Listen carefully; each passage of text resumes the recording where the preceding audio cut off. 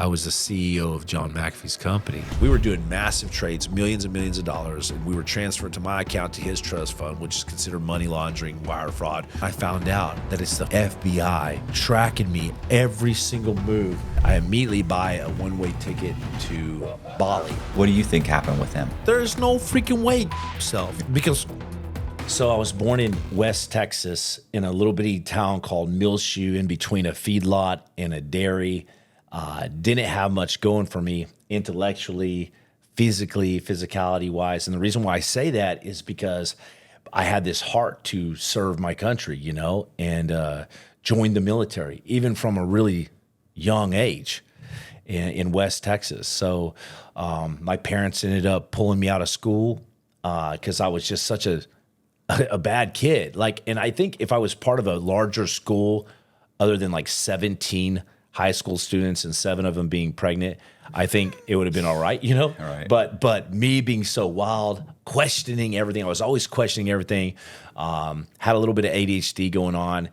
And so my parents eventually just took me out of school. How old were you? Wait. I was 14 years old. Okay. Yeah. And, well, you say you weren't like physically, you weren't what do you mean? You were like a physical guy? You weren't like in good, I don't understand. No, I was like super scrawny. And, Okay, but it's been a long time. It's been a freaking. You got over it. I got over it. It took a while. Took a while. But I was always overcompensating in my life because I wasn't picking up what the other kids were picking up and what the teachers were putting down. And so I was unathletic. I remember my parents literally begging the high school coach to play me on the C-string football team, you know, and the coach literally told him, "Ma'am, I would get fired if I played Jimmy." So little Jimmy's athletics, you know, in sports was over from that day forward. But I loved playing guns outside, and I loved like digging holes outside. But I had such a long journey to go because my dream was to become a SEAL or a Green Beret, something like that, you know? Well, I mean, so when your parents pulled you out of school, did you get a GED or what happened? So believe it or not, my mom tricked me into going to this place called Texas Bible Institute. And it was for troubled older guys, not even teens. And here I am like 13, 14 years old. And she didn't do what Forrest Gump's mom did in the movie, but she talked the dean into letting me come on, let me go to this institute. And so she tricked me. And at 14 years old, talked this dean into allowing me to go to this place in Austin. It's super hot. And they had like all these toilets lined up, and it was for inner city kids that were coming in from Austin. They would like do these summer camps. Well, I did a week there, and I called my mom on this old payphone. They didn't have cell phones or nothing. And I called her and I'm like, "Mom, I'm ready to come home. Please get me out. Take me back. I'll go to school. I'll go back to junior high, all this stuff." And she's like, "Well, we've decided to just go ahead and just leave you there, you know, just do another 9 months." And I'm like, 9 freaking months? I'm like, "This place is hell, Mom." Like, I'm getting in fights with all these older guys. And so I'm all pissed off, and I hang up the phone. I end up doing like over a year and a half there, and graduated from the course, got my GED while I was there, cleaned like untold amount of toilets every single day. I got to where like I could clean one toilet in 45 seconds, and I was literally cleaning 100 toilets a day, 4 times a day. So 400 toilets a day. No, it was more like you're working for free, like a slave at this camp, right? And so I graduate this place, get my GED, which was a major, massive accomplishment for me. Like, I never even thought I was going to get my GED. That was probably one of the most exciting times of my life to get the GED. And I go back home to Texas, at my parents' house, and I've got about a year or so to kill off before joining the military. And so I just start training relentlessly as this young guy on the farm, my dad's farm. I would like run across the dirt clotted fields on the old farm. He worked me really hard and driving tractor and stuff, and all day I'd shoot prairie dogs going there and back. And I really learned accuracy, aim small, miss small. was shooting birds with with my BB gun and stuff, and so I really learned weapons safety and shooting and all this stuff, and I really just had this heart to serve my country for a better purpose, or what I thought was serving my country, and playing with my little brother out there. So I eventually was able to. I tested myself for the SEAL standards test, and I just failed miserably. I remember I stopped halfway in the run. I was like heaving, my side hurt.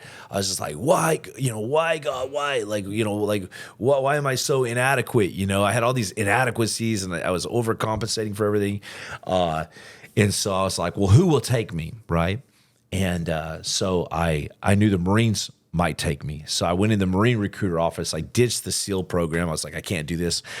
And it'll have to be for a later day. And I went in the Marine Corps office, and they were like, well, you're 16 years old. You got to wait till you're 17 at least with your parents' signature. You got the GED, but you need 17 or 18 credits in college. And I was like, no, and of course my dad, being the graceful guy he was an ex-Texas judge and preacher. And he was like, well, I got an idea. Go do community college, take like 1 credit courses, like 15 or 16 courses, like bowling, pottery, right? All this stuff. Get 1 credit, build up like 15, 16, 17 credits. And so I got all that, got the parents to sign me in, and off to Marine Corps boot camp I went. And I was the youngest guy in my boot camp. Yeah, I was gonna say you can take like working out would be like 1 or 2 credits at the community college. Lifeguard, water aerobics. Yeah, photography is like a 3 credit, 4 credit card. And that's just taking photos. So bowling, all of it. Yeah. Because they're not saying you have to get your AA. No, you just have to need some credits. That's right. So where do you go for Marines? Like you don't go to the normal. Is that Paris Island? So there's Paris Island, and then there's Marine Corps Recruit Depot. They call that the Hollywood Marines. I was always West Coast. I guess because the area I was in Texas. I'm not sure if all of Texas goes to MCRD West Coast, but I know my part did. And so I go to MCRD. I'm the youngest guy there. And from there I go to School of Infantry. From there I go to Camp with 1st Marines, 3rd Battalion, 1st Marines, and then I do 2 deployments with 1st Marines. Did you like it? I mean, you must have liked it.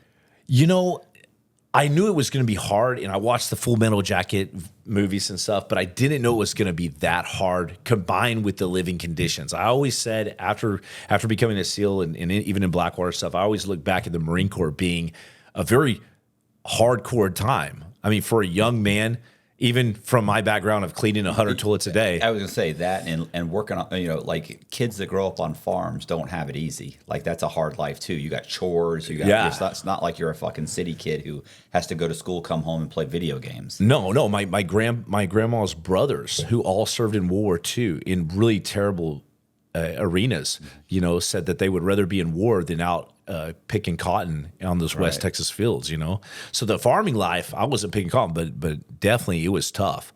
Driving tractor all day, building fences, digging post holes. And my dad worked us. Yeah.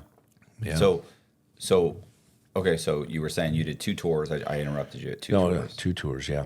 Yeah, I did 2 tours in the Marine Corps on the USS Tarawa and the USS Peleliu.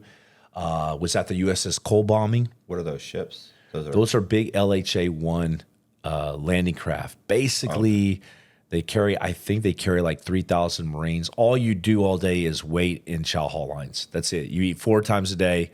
You do the mid-rats at night. And so basically, you're just cleaning all the time as a Marine on one of those, and you're just forward deployed. And I don't think a lot of people realize that there's always Marine units on a MU, and they're on these big ships, basically a helo carrier, these big ships, and they're floating around in the Mediterranean or the Pacific, and they're on call. I never heard that. Yeah, like break in case of war, right? Like, and when a war pops off or something happens, they've got a freaking army of dudes ready to go fight. And that's exactly what happened to me on my second deployment. We had just got done training in Australia. I think it was Darwin, Australia, where there's bats the size of dogs hanging on the trees. It's crazy.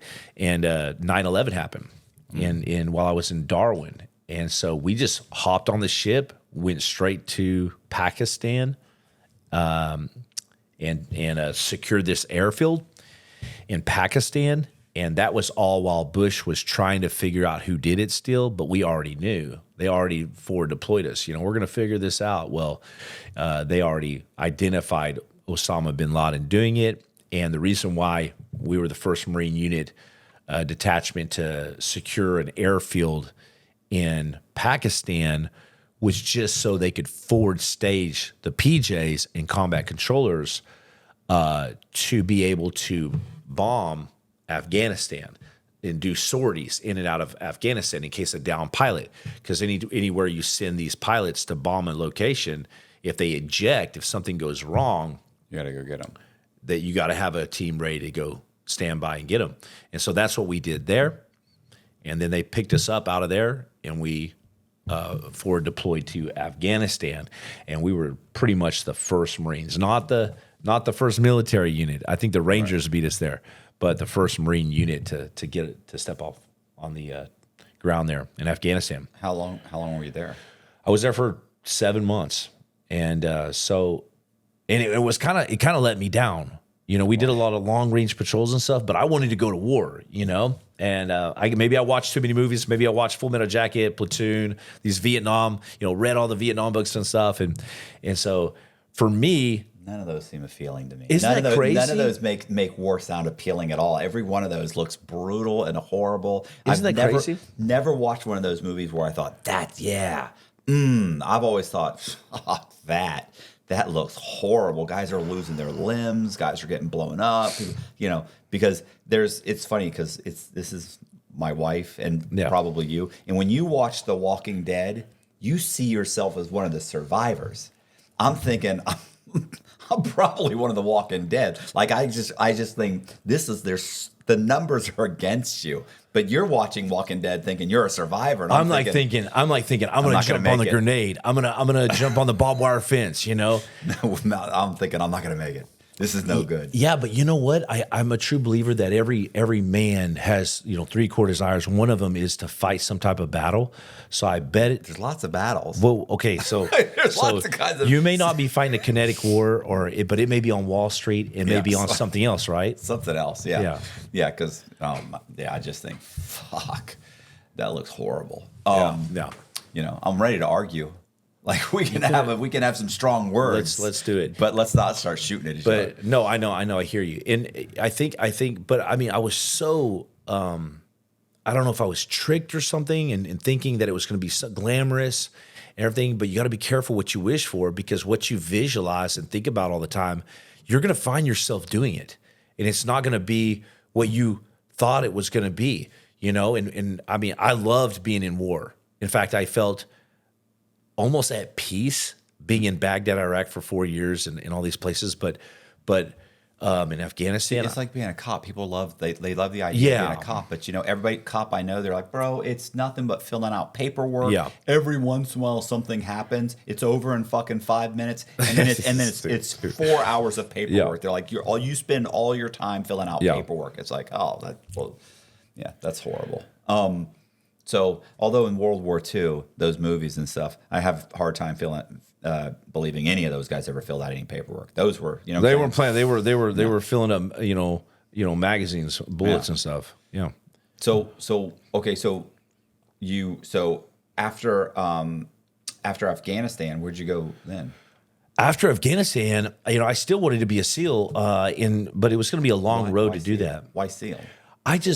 In Afghanistan, I always wanted to be a SEAL. I don't know why. When I was 8 years old, my aunt asked me, Jimmy, what do you want to be when you grow up? And I was like, I want to be a Navy SEAL. Where I got that, I have no idea.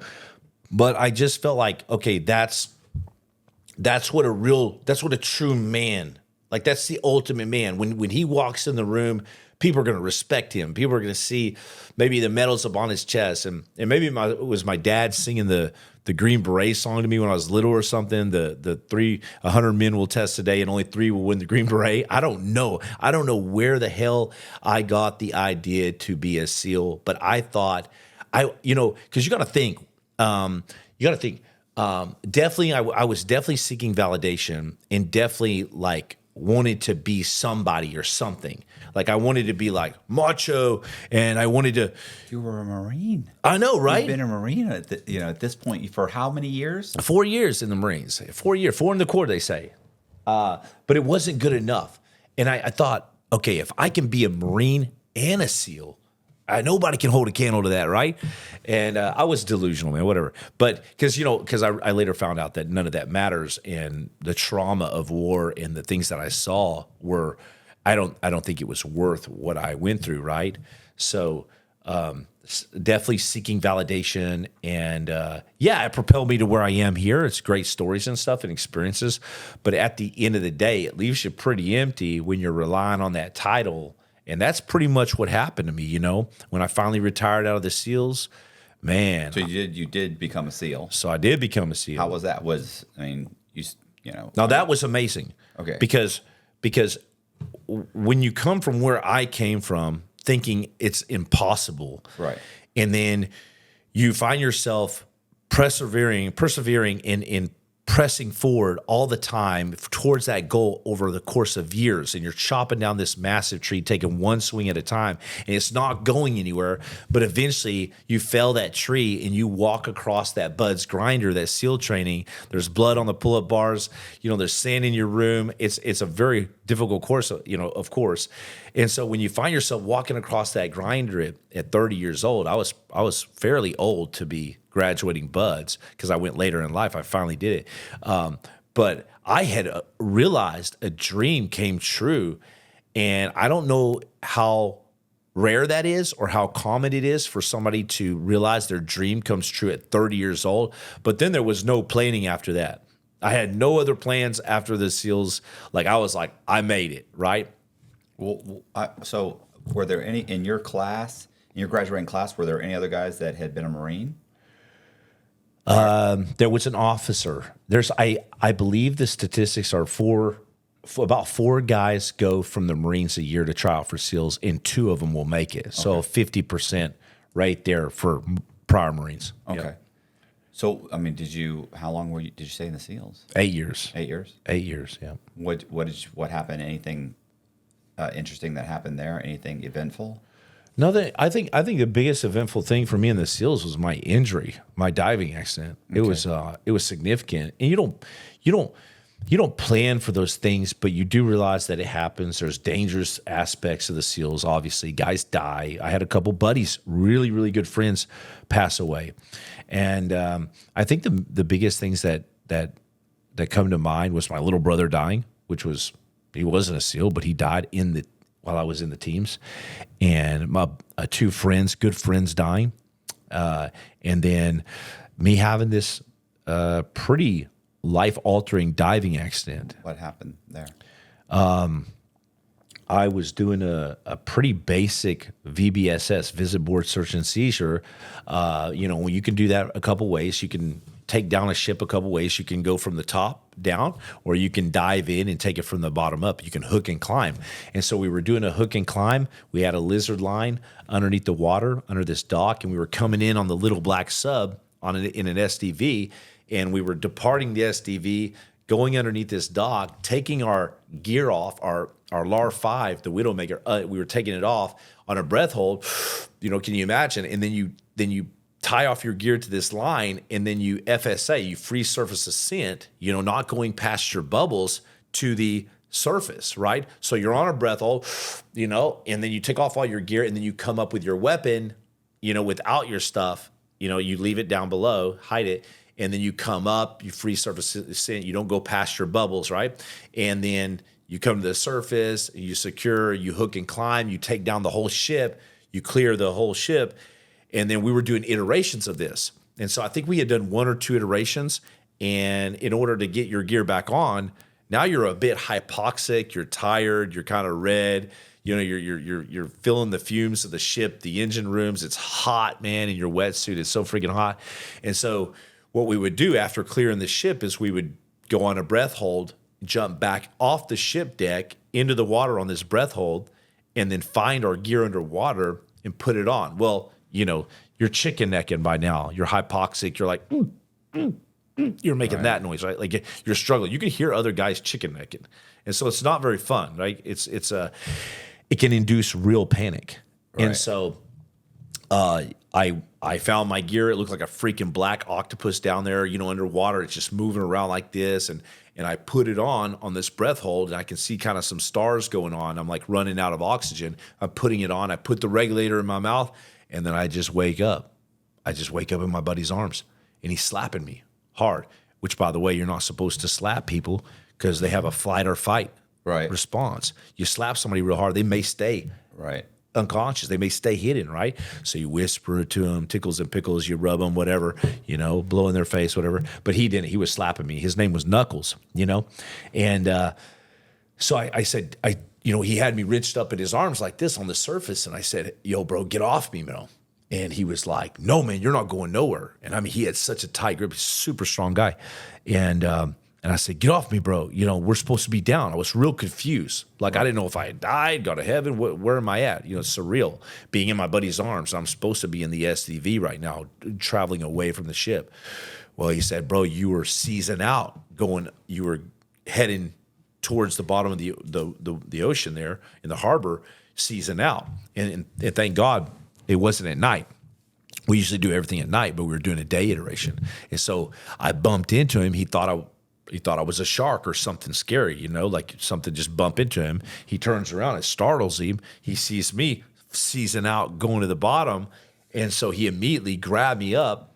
And, you know, I don't care how strong you are, you're not swimming a guy my size with all my gear on, with a wetsuit, all this stuff, you know, very dense, up to the surface without some help. So he cracked my Secumar bottles, the 2 oxygen bottles on the side of my the side of my vest, and that rocketed me up to the surface. And as you ascend to the surface, because the greatest change of pressure is 0 to 33 ATA feet, as you ascend to the surface, there's major changes of pressure. And, you know, like you start going up like this, now you're like a rocket. So I Red Octobered with him up to the top, and they think that's what gave me the arterial gas embolism. But I was already injured, so it's not his fault. He rescued me, thank God. Right. Thank you for Knuckles. And I think he got a reward for that. But I came up, and then I came to. Well, because I was seasoned out underwater, because I was unconscious, this is an automatic, when in doubt, press out. Go to the hyperbaric chamber. Well, instead of putting me in the hyperbaric chamber, this newer doctor, dive medical officer, she sent me to Tripler. We called it AKA Crippler, Army Crippler Hospital there in Hawaii. And when I went there, that's where I was super shaky, and everything started closing in on me. And I think that was my first experience with near death, like where I was dying and going unconscious, you know, and I could see my heart monitor going 70, 60, 50, 40, 30. And then they would run in with the shockers and adrenaline, you know, and that was scary because that's the first time I was not in control of my life anymore. It was dark. I'm sorry, can I say, so you came up to, so the oxygen in your blood, because you came up so quickly, it expanded, and then they should have put you in the hyperbolic chamber, you said, and to compress it and make it go up slow, because you're supposed to come up slow. Yeah, you shot up fast. You need exactly. They think the bubble went in my C5 or somewhere, but basically what happens is bubbles escape, right? Your lungs and bubbles escape into your blood, these little bitty bubbles, and if they're not pressed. And this is because you went up so fast. Okay. Like Boyle's Law, I think that is. And so they're so they get caught, right? And that causes all kinds of sometimes irreparable damage if you don't get in a dive chamber soon enough. Right. And so that little bubble was stopping blood flow, vital blood flow to my brain. And I need as many brain cells as I can keep at this point, right? And so this bubble is stopping this blood flow. Instead of putting me back under pressure in a dive chamber, in a recompression chamber, where this will easily crush that bubble out under pressure in a big tube, right? They sent me to the emergency room instead, which was a lot of neglect, a lot of forgiveness later I had to have. So you ended up having what, a brain embolism? So basically it was an arterial gas embolism, a brain embolism, or it can be in your C5 spine. The point is I was dying. Right. And she eventually, the dive medical officer eventually changed her mind. It was crazy how that happened. But I was sent to the decompression chamber a bit too late. So now the damage is done. Right. You know, you've got a bubble that's stopping vital blood flow to your certain parts of your brain. So whatever's not getting fed that oxygen and blood, I'm not a neuroscientist, but you have damage there done. All right. So you seem fine. I mean, you know what I'm saying? My wife doesn't think I'm fine. No. But yeah. I may seem fine, but there's people get paralyzed and they have like, facial paralysis. Like there's all kinds of things that happen with that, right? Like you can, see people that have like you can get parathesis or whatever that is, where it's like you're not paralyzed, but you're tingling all over one side of your body. You can feel, but you can't. You're like paralyzed, but you can move. You can't feel certain parts.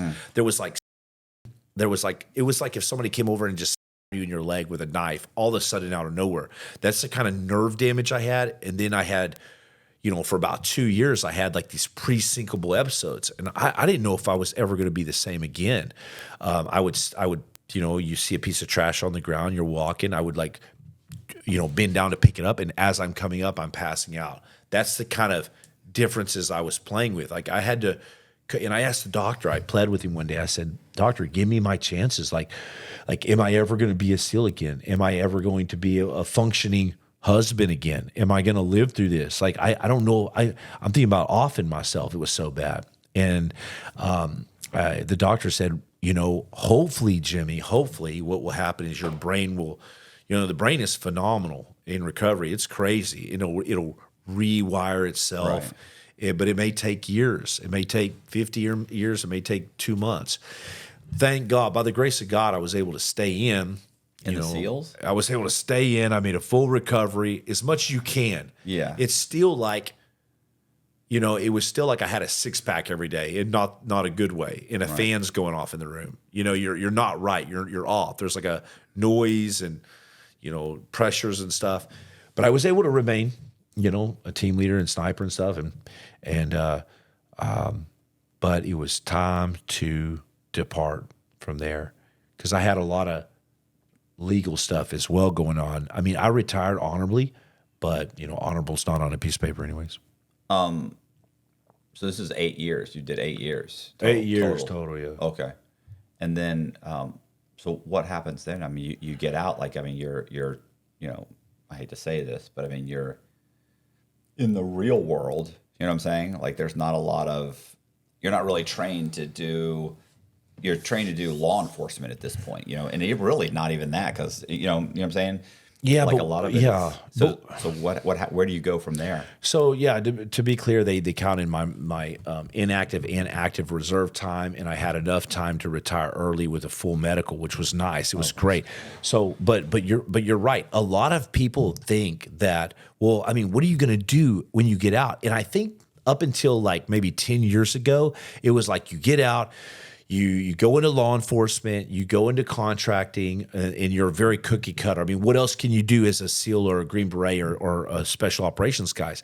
They have found that is not true. You have these guys that have been thinking in on a high functioning level, doing operations around the world, having to critically think. I mean, I think that some people may have the wrong idea where, the SEALs get a mission and it's already planned out for them, and they're like, okay, guys, go. You're going to do this. No, it's like, you get the op board, you get the plans, the who, what, when, where, and why, and then you figure out what you're going to do. It's all on you. And so you take those skills out into the business world, and you become a CEO, you become a successful entrepreneur. You're used to high pressure situations where you're having to think through and think outside that box. Not that law enforcement isn't awesome, a great field to go into, but after some of my experiences and stuff, I wanted to do something else. I had zero idea what I was going to do though, because I was planning on being a SEAL for 25 years as a Master Chief, but things weren't looking like that, you know? So I got out. I'm sitting at my house. I remember walking up the stairs of my house and I could hear my knees crunching together, you know, and I'm mentally exhausted from the war and from my serving. And I can remember going up those stairs and just sitting down halfway through, and I just felt so exhausted. And they told me the transition out of the military would be hard, but I had no idea how hard it was going to be. And so I'm thinking, Matt, like this is what I got in exchange for serving my country. I put my life into this. And I also did the Blackwater for 4 years, right? So I considered that serving my country too, even though we were getting paid a lot of money and stuff. What do you mean black? You were a private contractor? Yeah, private contractor, yeah. Where did you do that? So this is after you did 8 years, and now this is another 4. I did the Marines to Blackwater for 4 years to SEALs. Oh, okay. And usually it's the realize. opposite, Okay, right? yeah. I didn't see that. I didn't realize that. Usually guys go from spec ops to contracting because it's better money, but they're making the bonuses better. But I went Marines, Blackwater, SEALs. So why didn't you like? First, why 4 years? Is it a contract for 4 years? No. It's usually like there's multiple contracts you can do. You can do 90 days off, 30 days on. 90 days on, 30 days off, 90 days on, 30 days off, or you can do a 60-30 contract. There's all kinds of multiple contracts they had with Blackwater, but I did contracting in Baghdad, Iraq for probably, I would say, a little under 4 years. It was a permanent mailing address for me. Okay. I was there for a long time, brother, and more. And what are you doing there? So when I first started, I pretty much did every position in Blackwater in the team, you know. And as the trunk monkey, you're just laying down. And basically, the job for Blackwater was to go and secure diplomatic personnel for the Department of State. They gave us when I first started Blackwater, it was at the very beginning stages. They gave us a black diplomatic passport, believe it or not, and the rank of GS-13.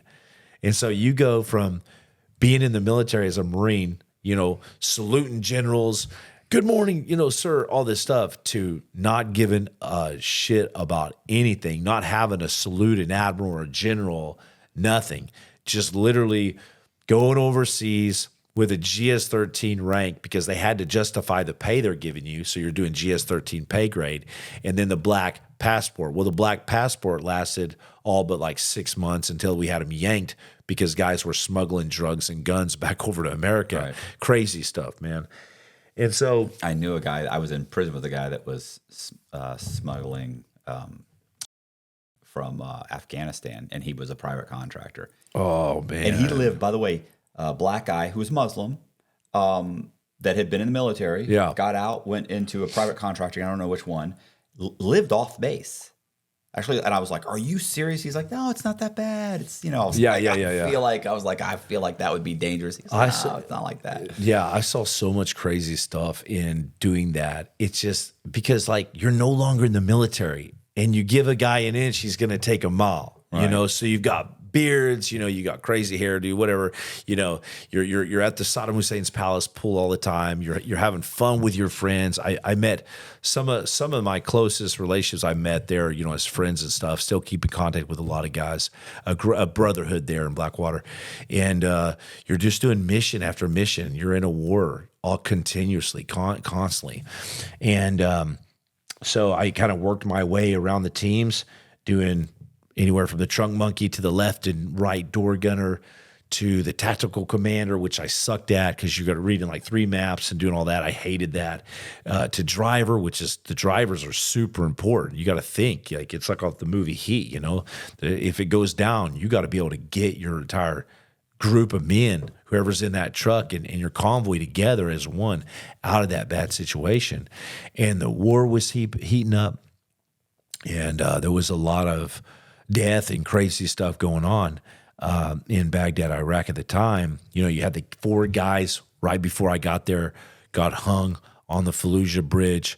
The guy I arrived with on this twin La Casa bird, doing this tactical descent out of the sky to land. You know, we would come on this little bird and this little plane. The guy I came with, like the very next day, you know, he was selected to go to Mosul, and I was selected to go to Baghdad as new guys to stay in Baghdad. I said, "See you later, brother."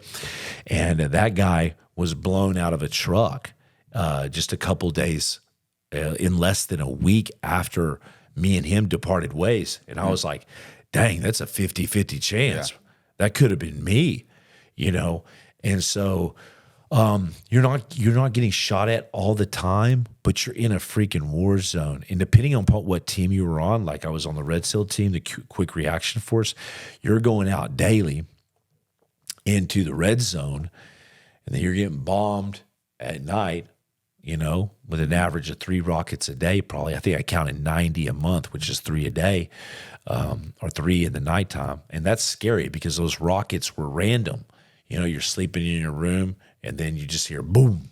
If you sleep hot at night, you know how disruptive that can be. Whether you're having trouble falling asleep, you're waking up sweating in the middle of the night, or all of the above. That's where Ghost Bed can help. As the makers of the coolest beds in the world, Ghost Bed is your go-to for cooling mattresses, cooling pillows, and cooling bedding. From their signature Ghost Ice fabric to patented technology that adjusts to your body's temperature, every Ghost Bed mattress is designed with cooling in mind. So whether you want a plusher mattress that cushions your shoulders and hips, or a firm option with exceptional support, your Ghost Bed will keep you cool and comfortable all night long. When you purchase a Ghost Bed mattress, your comfort is guaranteed. You can try out your mattress for 101 nights, risk-free, to make sure it's the right fit for you. Plus, they offer free shipping, and most items are shipped within 24 hours. If you're not sure which Ghost Bed is right for you, check out their mattress quiz. You'll answer a few questions and get a personalized recommendation. Even better, our listeners can get 50% off site-wide for a limited time. Just visit ghostbed.com/Cox and use the code COX at checkout. Again, that's ghostbed.com/Cox with the code COX at the checkout to save a whopping 50% off site-wide. Boom, you know, boom. And they would hit the man camp. I saw several hit the man camp, multiple ones hit the man camp. And it was crazy. Like one day we came in from a mission, and my buddy Mike, they called him Hot Mike, he said, "Hey, come over to my room, bro." So I came over there, like, what in the world could he want, you know? So this is supposed to be the green zone, the safe zone. And we went in his room, and I'll never forget, it looked like Swiss cheese in his room. And you could see the sun coming through these little holes in his trailer. Mm-hmm. And a mortar had hit outside the man camp, but just sprayed with shrapnel in his room. And if he would have been standing in there, it's over. Because some people, man, I don't think people realize like shrapnel can be faster than a bullet. Yeah, it's like a machine gun. It's just going boom. Yeah, and those holes were just directly. They were little bitty pinholes, but that's enough to just wipe you out, man. Catch you in the femoral. And so I was like, dude, you're lucky. And I saw more guys get lucky in Iraq than guys get unlucky. But the guys that were unlucky went home in a body bag or went to Germany with serious injuries. So when you eventually we'll jump back to the SEALs. When you get out of the SEALs, what did you decide you were going to do? You have to do something. So when I got out of the SEALs, like I said, I stopped on my stairs, in my house. I thought, man, this is all I get in exchange for all this crap. My body's broken. You can hear my knees crunching together. And I remember my buddy, a TCAF, he calls me out of nowhere. And he's like, "Yo, bro." And I'm, "What's up, man?" And he's like, "You know John McAfee?" And I'm like, "Who's that?" He goes, "Check your computer screen, dog." And I'm like, "All right." And I'm like, "Okay, McAfee antivirus." He's like, "Yeah, bro." He goes, "He's going to call you in a second." And I guess John McAfee has this distant nephew, cousin, whatever, in the SEALs as an officer. And John McAfee reached out to him, who knew my buddy, who knew that I just got out.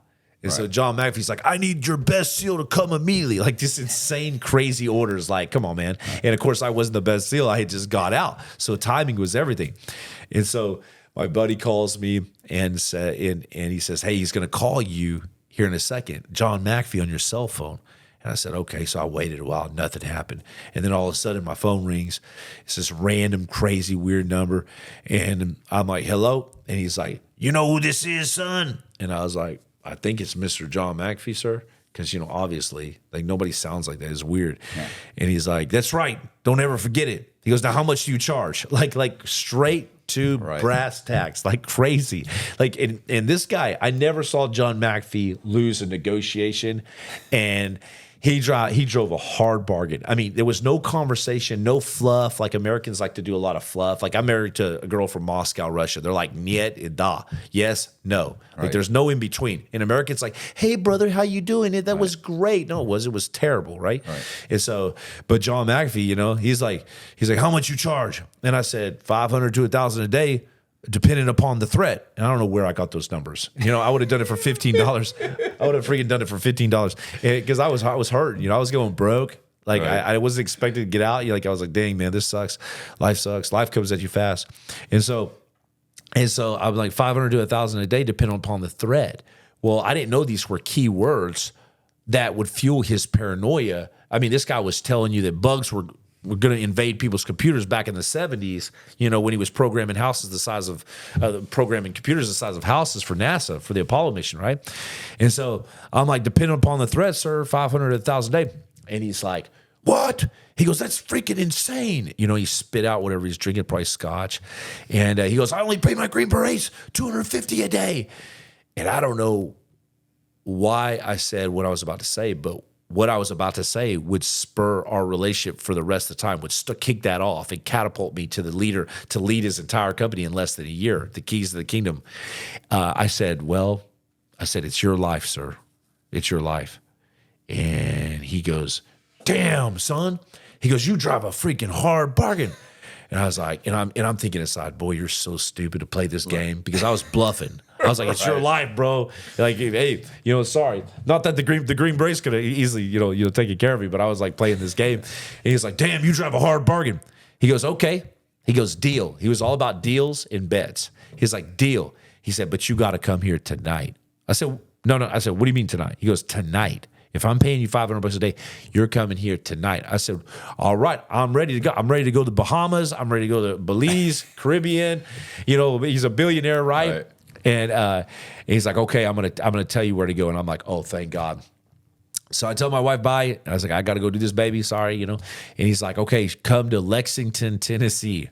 Like this freaking hole in the wall. No disrespect to Lexington, but a hole in the wall, selling way too much Sudafed in Walmart, Right. And I'm like, so I show up to Lexington, Tennessee. It's a hole in the wall, like I said. He's got this like big, it looks like a plantation house in this massive, jail-like type of, barred up fence with these big dogs, 2 German Shepherds, and a pit bull named Tequila, and a red pit bull named Tequila, lazy thing.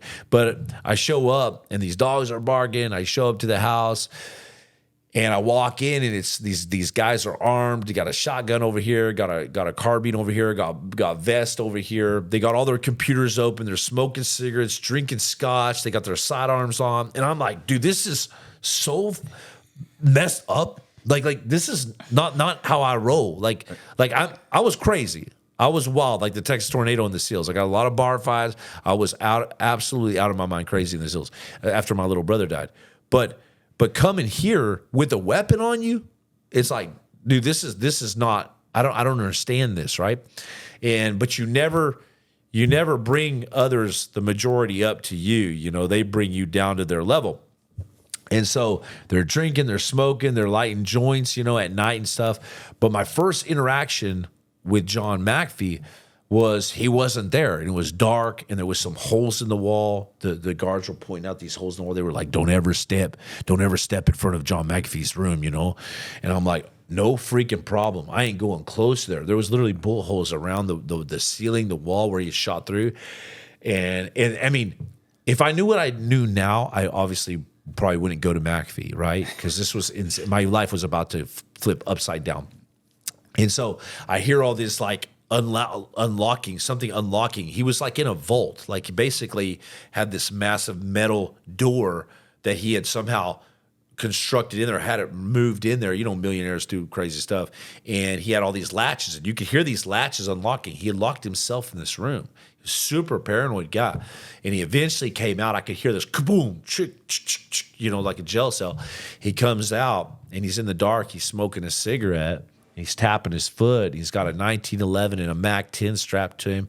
Way overkill. For me, it's ridiculous. You know, for me, it's not like, ooh, that's scary. It's just like, what are you doing, bro? You're in the middle of Lexington. Yeah, you got guards all over here. You got Tequila the pit bull over here. What's he thinking's happening or is going to happen? Like, I mean, is his paranoia, you know, fueled by drugs, or is he just in general straight just paranoid? I think with or without any kind of drugs in his system.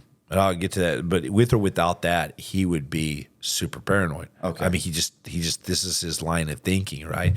And I think it was justified in a lot of ways. But is it bipolar? Do you think was he bipolar? Because okay, so you know you understand that like bipolar. So you can be bipolar, and the more bipolar you are on the spectrum, it starts to tilt into schizophrenia, where you're having you know delusional thought. And there are bipolars that a lot of times their manic episodes will go so high that they become delusional, where they suddenly think, you know, I wrote a book on a guy who's like suddenly he starts thinking he's going to take over the world, that God's talking to him, and then of course 20 minutes later or sometimes 3 minutes later he comes back down and he realizes what's going on, and he's suddenly like right back into being a normal person again. So oh my God, Matt, I'm bipolar for sure. Right. No. Oh my God. You just explain every single day of my life. Like way up here, great, everything's great. Then wait on it. No, okay, but no, I think McAfee. I don't know. It's so hard to tell because you know. Okay, so Matt, you know how a guy that's extremely smart will be lacking in other areas. Maybe he's like a super nerd, like Bill Gates. But so he can't get a girl, like right. he, you know. Now Bill but Gates he's also is super brilliant too. So. Super brilliant, but they're like a savant, and they have these problems. McAfee was unlike anything I've ever seen. He was extremely brilliant. He had suave. He had game. He could pick up anybody, any girl. Like he could talk to anybody. He could see right through. He could reach down into your soul and pull things out. And so I couldn't ever read what was going on with him because he was also playing a game. I think he was way too smart for his own good. So John would actually play games with people. And, you know, one time he would literally invite the enemy into his house. He would invite people that you would never invite to sleep in your house, like sketchy people that you knew were there to take, and play a con game. I can remember one time I took McAfee to the side outside, and I couldn't stand it anymore because I could see it all over this guy that was there living with us. And I went to McAfee. I said, McAfee, I said, sir, I know that you already know what I'm about to say, so I don't understand why you're not doing anything. He says, what? Spit it out.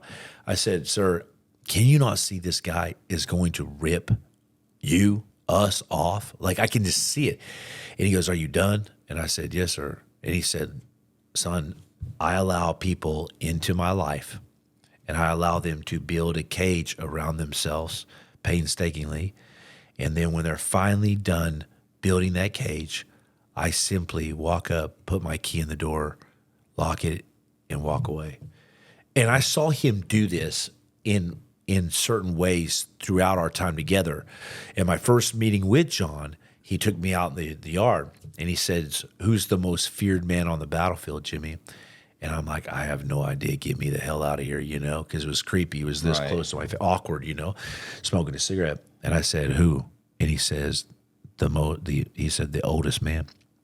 And so after that, it like kind of chills, because I knew that John wasn't somebody to mess with. He may act senile. He may act like he's fueled on drugs, but he was always playing a massive, massive manipulative game and was far ahead of other people. So I just took him at his word, and that's why we got along well. And he could see through any bullshit of mine. So I had to make sure I was up and up all the time and not bullshitting him.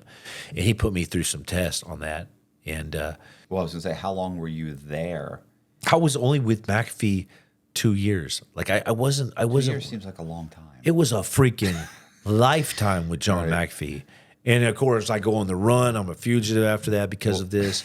Like, I mean, like I go from getting out of the military, you know, trying to do the right thing, Right. to, because I already had ran into the FBI once, okay, with my whole Blackwater thing, that crazy, crazy corrupt event. And now I'm out of the military. And once you have an experience, a bad experience with the FBI, you're just like, or the justice system, you don't want to be part of it anymore. Yeah. Like, I'm not one of these guys. I'm done. I don't want to ever be part of anything again. I'm going to dot my I's, cross my T's. But I always was that wild kid too, right? So I get to McAfee's and I start basically becoming hit. Like, he started tasking me out to do things. And it's this new cryptocurrency game, all these like Bitcoin, Ethereum, altcoins, you know, private tokens, all this weird stuff. And I'm just like, what the hell? And it seems so complex to me. But eventually, John just started giving me these tasks and teaching me, like, and he brought me in like a son, and then like his right hand man, and then he made me his lead negotiator, which I was terrified to do negotiations from. But the easiest negotiation is non-negotiable, and so I started doing all the negotiations for John on the cruises, on the keynote speaking in Spain and Thailand for Russian oligarchs, and he taught me really fast and hard these business lessons, like through a fire hose. And so I was super thankful for that, but he was super hard on me too. So you're talking about, so you're negotiating his, like his, if he's doing like a keynote speaking engagement for oligarch, or for, you're going in and saying, this is how much, or I don't know. No, that was taken care of by just admin people. Okay. But, so I would have his terms, like how much we charge for John McAfee to market or to give you consult your company. Like, let's say these Russian oligarchs wanted to. They had same thing. That's what I meant. Like, you're negotiating you're the one who's saying negotiating the terms for their blockchain technology companies, or negotiating their terms to advertise for them, to market them on Twitter, to consult his business, doing all that stuff. The keynote speaking stuff was different, but but yeah.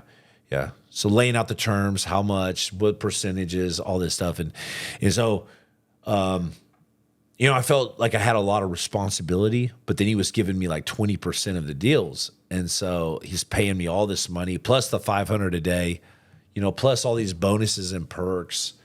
And then I'm flying first class with him. And then, so I have this loyalty bond with him that builds. Right. You know what I mean? Like, You go from having a commander, you're always having a commander in the military, to getting out. You look naturally to an older guy like John McAfee as kind of like that new commander. And I did well under that. Like, okay, I'm loyal to the group. Whatever tribe that I'm in, I'm super loyal to, right?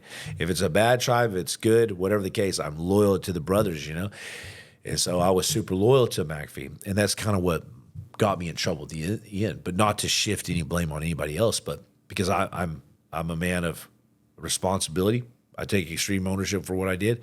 But he would task me to find these cryptocurrency tokens for him, you know, based on volume, based on circulating supply. And then he would announce that coin, and it would do real well on the Twitter. And so every time he did this, he considered me like his lucky charm, even because it was going against his mathematicians. It was going against all of the numbers. Right. His crypto traders would say, the numbers ain't right. The volume is not right. The circulating supply is right. Don't mention this coin. It's not going to increase in value 100%. You're not going to get your 100% gain or whatever. So he's going in and he's buying, you know, whatever, 200,000, you know, whatever, Bitcoins or whatever, Ethereum, whatever it is. And then he's going on Twitter and saying, man, this is an amazing coin. I just bought a bunch of it. And so it's pumping it up. So what he would do is he would say, Jimmy, I want you to pick out an altcoin, like one of the shit coins. Let's say Doge or Red Coin or one of these coins. And you know, I would scan through like 1,000 coins and find the coin, like 3 or 4 out of this hundreds or 1,000 coins. I would find these certain parameters, volume, circulating supply and stuff. And then I would take those 3 or 4, bring him to McAfee, and he'd say, which one are you going to pick? Which one? I would pick that one. then he would bring it to his traders and his pro crypto guys. They would say, hell no. Don't use Jimmy again to pick out these freaking coins. He doesn't understand crypto. He's not a mathematician. He doesn't understand trading. And here I am just picking out stuff for him. And then he would rather bet on me than his own crypto guys. And so I can remember one time he said, Jimmy, I have $1 million on this. He goes, if this is wrong, if you're wrong, I will lose $1 million. I'll never forget he said this. He's smoking a cigarette, and we're on his little boat together, just me and him and Janice. He goes, do you understand the implications of what I'm telling you? And he goes, my crypto traders are saying absolutely not, and that I should fire you for even picking this coin. And I said, listen, I don't know what got in me. It was just like our negotiation when I started. I said, listen, you can listen to them. I said, but this is not a numbers game anymore, John. He goes, how dare you tell me about numbers or what's not, I'm a freaking math, but he was a mathematician. That's what his major was in. And he goes, so what, you call my crypto trader stupid? I was like, no, actually, no. But what they're not understanding and what I see and how my mind works is that you don't need the numbers. You have the influence. Yeah. 75% of his million followers on Twitter, now X, were doing exactly what he said right when he said it. You could have said bananas, and the banana market's going to freaking fly up. And I understood this, how he couldn't see this, and the other guys I didn't understand. And so he would say, "I'm sorry, guys, we're going with Jimmy's word." He's like my Irish Lucky Charm. We're both Irish, And so and it was nerve wracking because every single coin I picked, it wasn't like a guarantee. There still had to be certain parameters, right? But each and every one of these coins, he's doubling his money, and then compounding interest, he's just doubling. And so, that coin that his crypto trader said that was going to just fall through the roof and he should fire me actually went up 180%. And so that for him, I was golden after that. I was golden. I was in the ring. I was in the circle of trust. He was, giving me all of his secrets, all kinds of stuff. And so we built that bond. And of course, if you can imagine me, like I'm picking out these winning coins and I'm getting paid all this money. And then John McAfee's making all this money. So he's giving me all this validation. He's like a father figure. He's like, good job, boy. That's my boy. That's my boy. Let's promote Jimmy now to CEO of the whole company, Team McAfee, McAfee Alliance, all this stuff. And so I started branching out, making partnerships, alliances with all kinds of cryptocurrency companies, doing all kinds of deals, running his whole company, and making him millions and billions of dollars, I brought his treasury up significantly in cryptocurrency and in cash, and but it was all about to fall through, Right. So what happens? Well, it was a crazy ride with John. We moved 6 times, and Did you go to Belize? So when I got to John McAfee's, Belize was directly before that. He had just came back from Belize. I thought for some reason he was still going to go to Belize. No, to come back from Belize. No, he had just got back from Belize. See, let me tell you, what I've seen is I saw a documentary up to Belize. No, man, like I really didn't see anything, and then I watched some YouTube bullshit after that, but it was all it's YouTube guys just talking about. There's never been a documentary that actually caught the apex of his time in life, other than McAfee, antivirus, a big proponent with Steve Jobs and iMessages and stuff. But he, there's never been a documentary that was caught of John McAfee actually in his prime time. I would say at the top of the crypto game, when everybody looked at him like the father of crypto, right? Other than Satoshi, which could very well be McAfee, obviously. But whatever the case, John and me were traveling everywhere with all these guards. And now I'm running his company, but I'm also, my primary duty is his safety. And he wouldn't even sleep if I wasn't close to him in a couch next to him. He really valued that. And he put me through a bunch of tests for that, but he had this paranoia, severe paranoia. And the one thing why I lasted so long and so many guys got fired around me, it was like surviving the island. It was like a reality show. There was always a guy getting fired, always a traitor, always somebody about to kill him. It was like the mafia. Like, it's just like, okay, you're dead. You're gone. You're out of here. And so the only thing that I ever had going for me was that John reached out to me. I never reached out to him. Right. So I'm not a plant. You called me. You called me. Right. And that is my only string of leverage that I had in this whole game. Think about it. Janice, he couldn't trust her because she approached him as working as a prostitute in Miami. Now, I love Janice. She's a great woman. I'm just saying it's a well-known fact. She was a prostitute and approached John McAfee with another call girl, okay? He could never trust her because she approached him. He could never trust the guys around him and even his crypto trader because he got out of prison and came to the door, knocked on the door, and said, can I trade crypto for you? Sure, come on in. So all these people are coming on in, and these people are referencing their other friends, the Green Berets, this guy, Army guys, to come and protect him. So me, I'm the only guy ever that he reached out to and brought in. So me coming in, I have this strange, different outlook on me.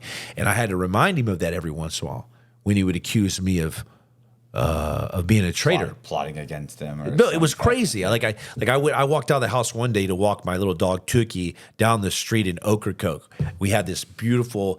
He lived in a mansion that was in the shape of a ship that was after the Love Boat series, and on these big stilts, these hurricane stilts overlooking the Ocracoke Sound where Blackbeard used to evade the British man of warships in the shallows. And he would get stuck out there. I guess he didn't read the book, but about Blackbeard getting stuck, evading the British man of warships. But there's only little areas in the Ocracoke Sound right there where Blackbeard eventually died. But there's only these little inlets that no one knows about, but people that live there.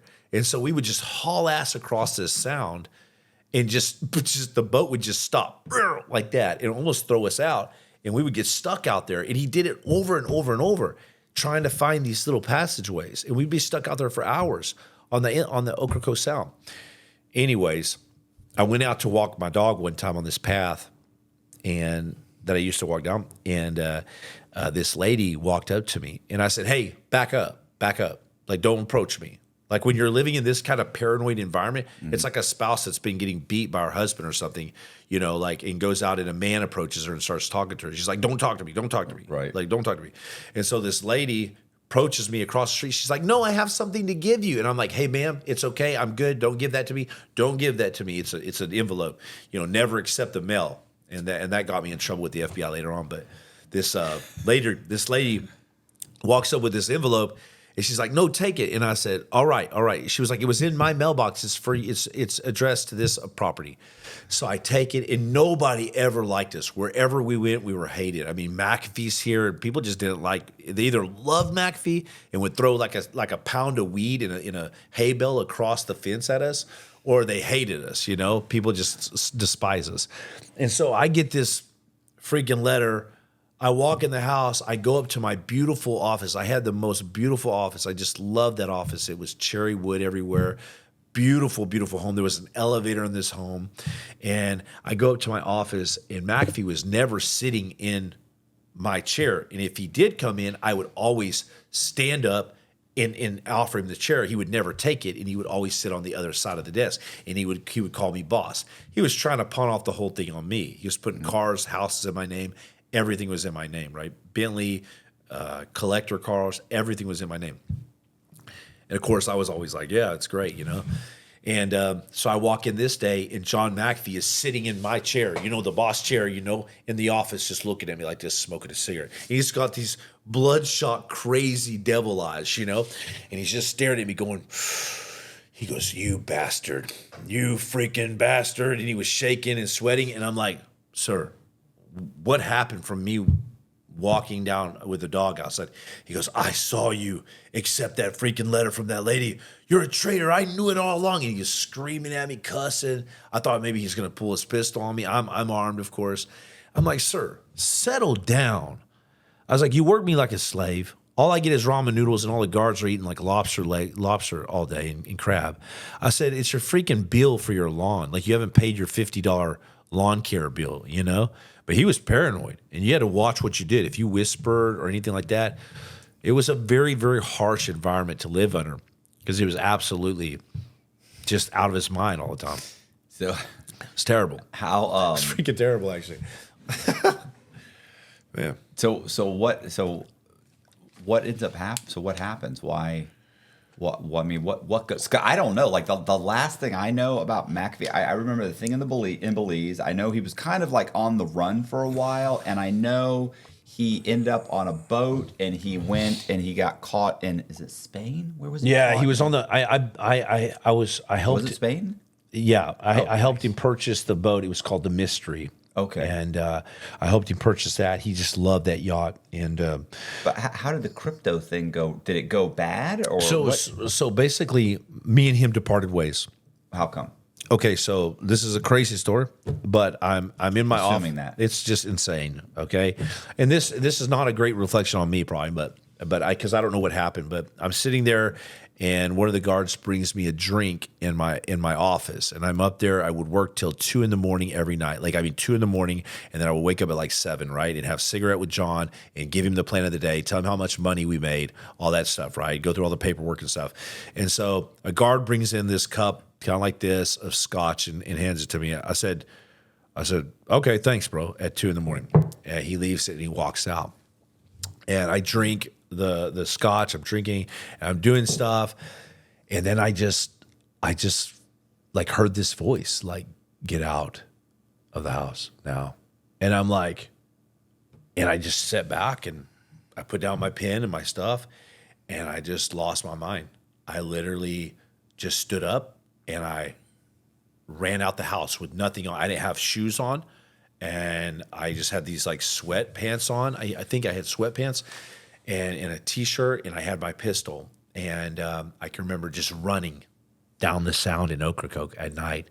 And I went out in the marsh and I hid, and I got in the ice cold water. It was wintertime, freezing water, one of the coldest nights I've ever had. And that's saying a lot from the SEALs. I hate water. And, I'm in this marsh down like this. I could hear gun battles going on. Boom, boom, boom, boom, like that. People yelling, screaming. I can hear actual real people, which are the guards, looking all over for me, searching for me. Jimmy, boss, whatever. They're all looking for me, and I just stay below like this, the water, and I was scared. I was like an animal. I was a beast, and I had turned into an animal, and I didn't know if my weapon was real or real bullets, so I shot it, and it was real. Like boom, into the ground. And so I chunked that. I threw my weapon away. I just hid. And then when the sun came up the next day, I remember this pelican standing right next to me, and I don't know what's real and what's not, but it's like I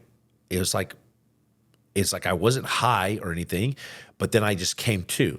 My mind just switched like, oh my God. And I stood up out of the marsh, and I did the walk of shame back to the McAfee mansion, shaped like a ship. What happened? Do you think that you were drugged, or you just think you had a?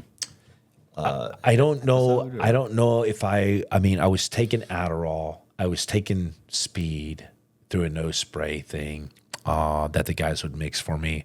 I was drinking. I felt like I was a pretty sound mind, but I was overworked to the max, and it was really stressful. And maybe I had a psychotic breakdown, but also John admitted to my ex-wife, wife at the time, that he was pressing me. That's the only thing he ever said that made me think that he might have put LSD in my drink. That's what I was thinking. So I later did it. When I went on the run for the FBI, I did a full-blown 2-year sabbatical in Thailand and Spain and all over. And I tried every single drug I could. And during that time, when I tried, I can remember it was a lot like my experience when I ran from the house. Right. And the other thing that gave off that maybe he drugged me, which I can't verify this, but the other thing is when I came back, he said, son, where have you been? And I'm covered in mud. Can you imagine? Like I go from a CEO to just covered in pig slop mud. And I come back. He's like, son, come here. And he embraced me. He goes, take these immediately. And there was these pills that he showed me before that would reverse certain interactions with drugs. So the fact that he tried to give me those, I was so pissed at him. And I pushed him off me. I said, dude, I don't know you, man. I said, I don't know what you did, but I know something ain't right. I mean, that's crazy, right? Maybe I'm trying to blame him for my own psychotic PTSD bullshit from the war. But either way, I ended up going to the mental hospital. I left there, checked my wife, and some of my SEAL buddies ended up calling. And that was a hard one to see your SEAL buddies come and say, Jimmy, man, what's up? What's going on? You know, that was really, really hard to see my SEAL buddies come and have to call the police and have to call they were super professional and nice about it and talked me out of, the gun. And then I admitted myself into a mental hospital. For how long? 3 days. All right. 3 days in a mental hospital there that time.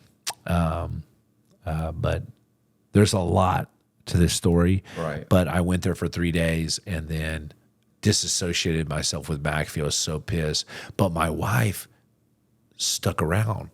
And I was so mad. I kept telling my wife, I was like, what are you doing? Like, come home. Like it's over. Like, Right. And I don't know if she thought maybe that I would never regain myself or come out of that or what, but the money was transferred out of my account. I lost everything. I lost everything in that moment. And I can remember, well, the money's gone. She took that. She took this. So I'm going to call McAfee because I know this evil dude has done something to me and my family. My life was destroyed because of this dude. But I take full responsibility. On the other, it was me that did all this. It was me that brought my wife into this to be the accountant and everything, right? To do the trades.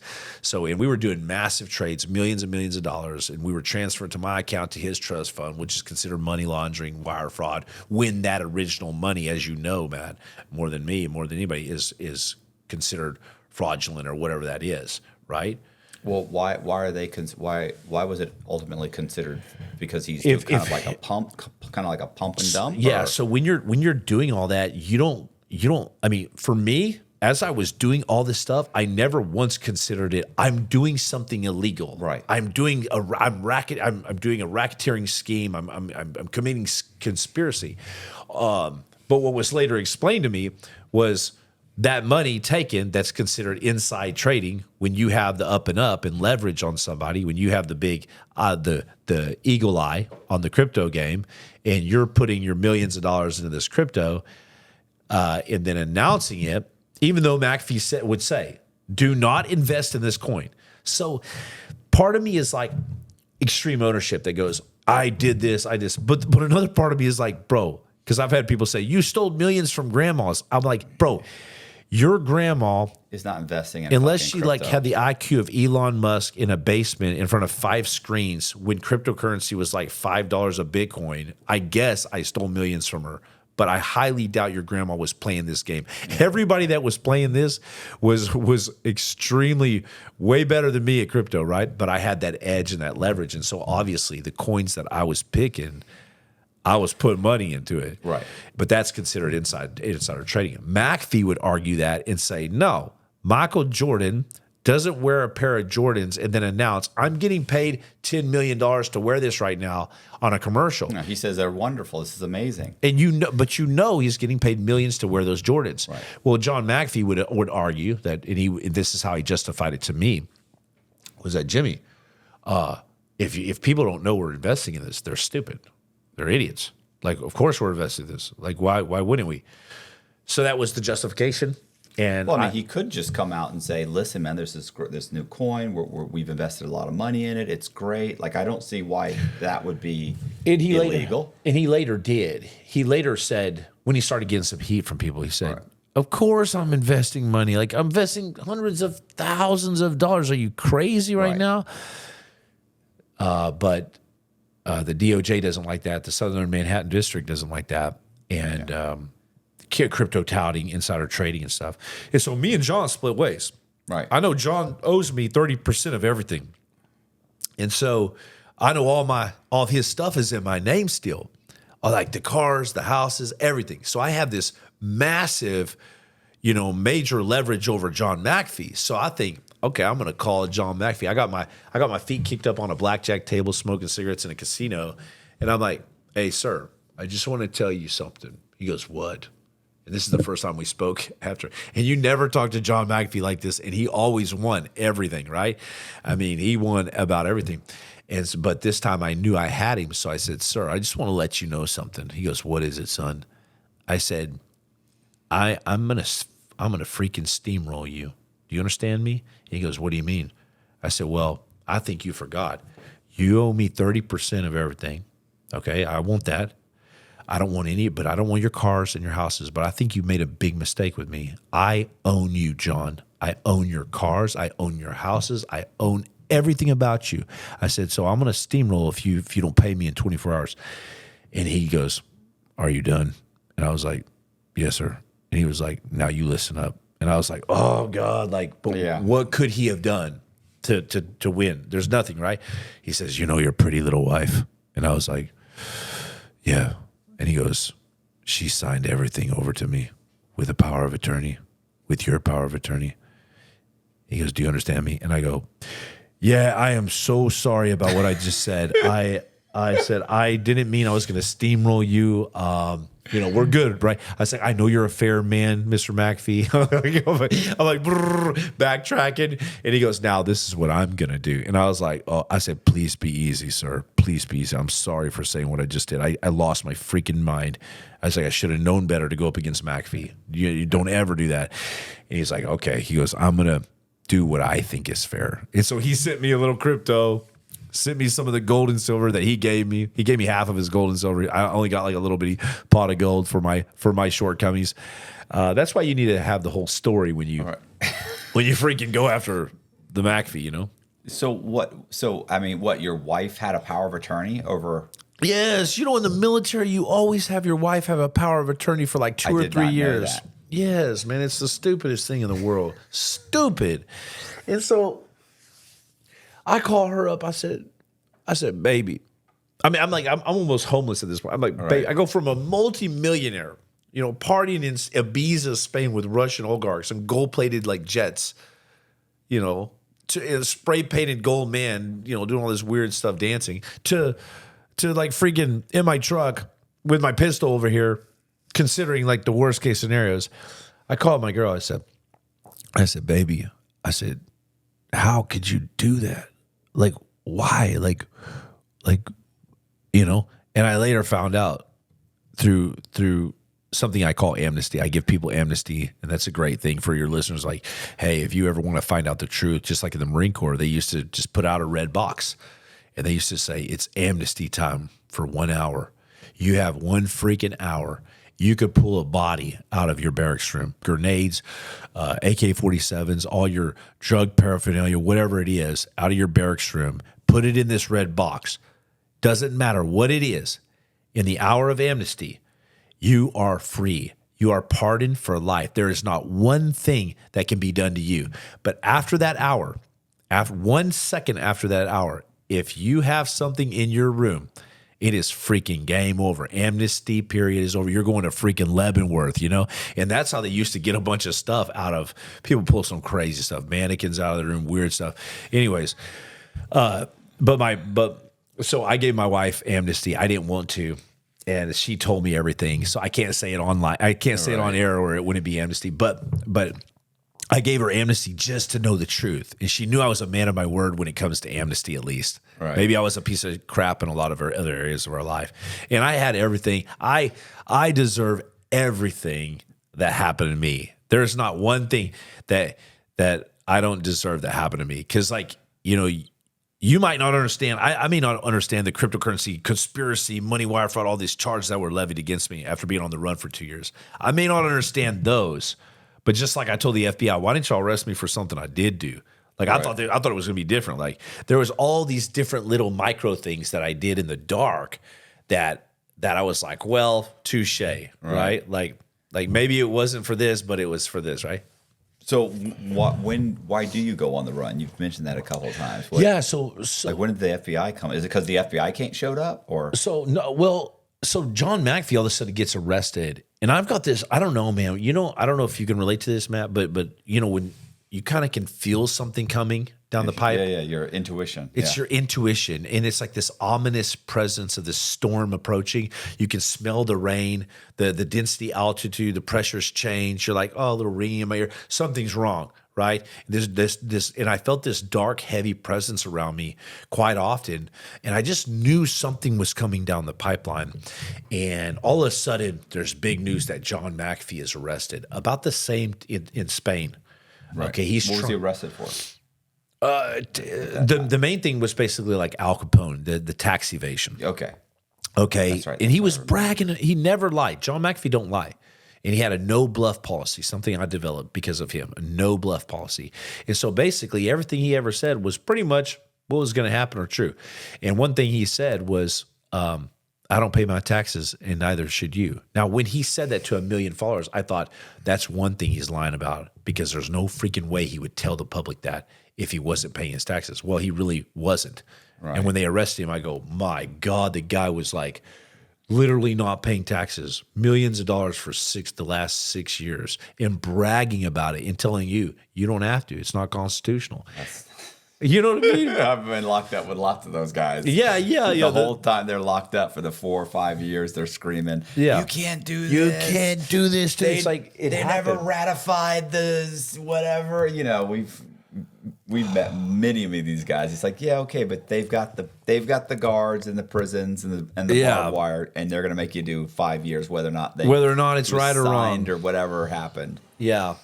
And John taught me some really bad habits and bad things. Like I learned, like I got my McAfee black book, I call it. I wrote down it. It's like all these rules of the game.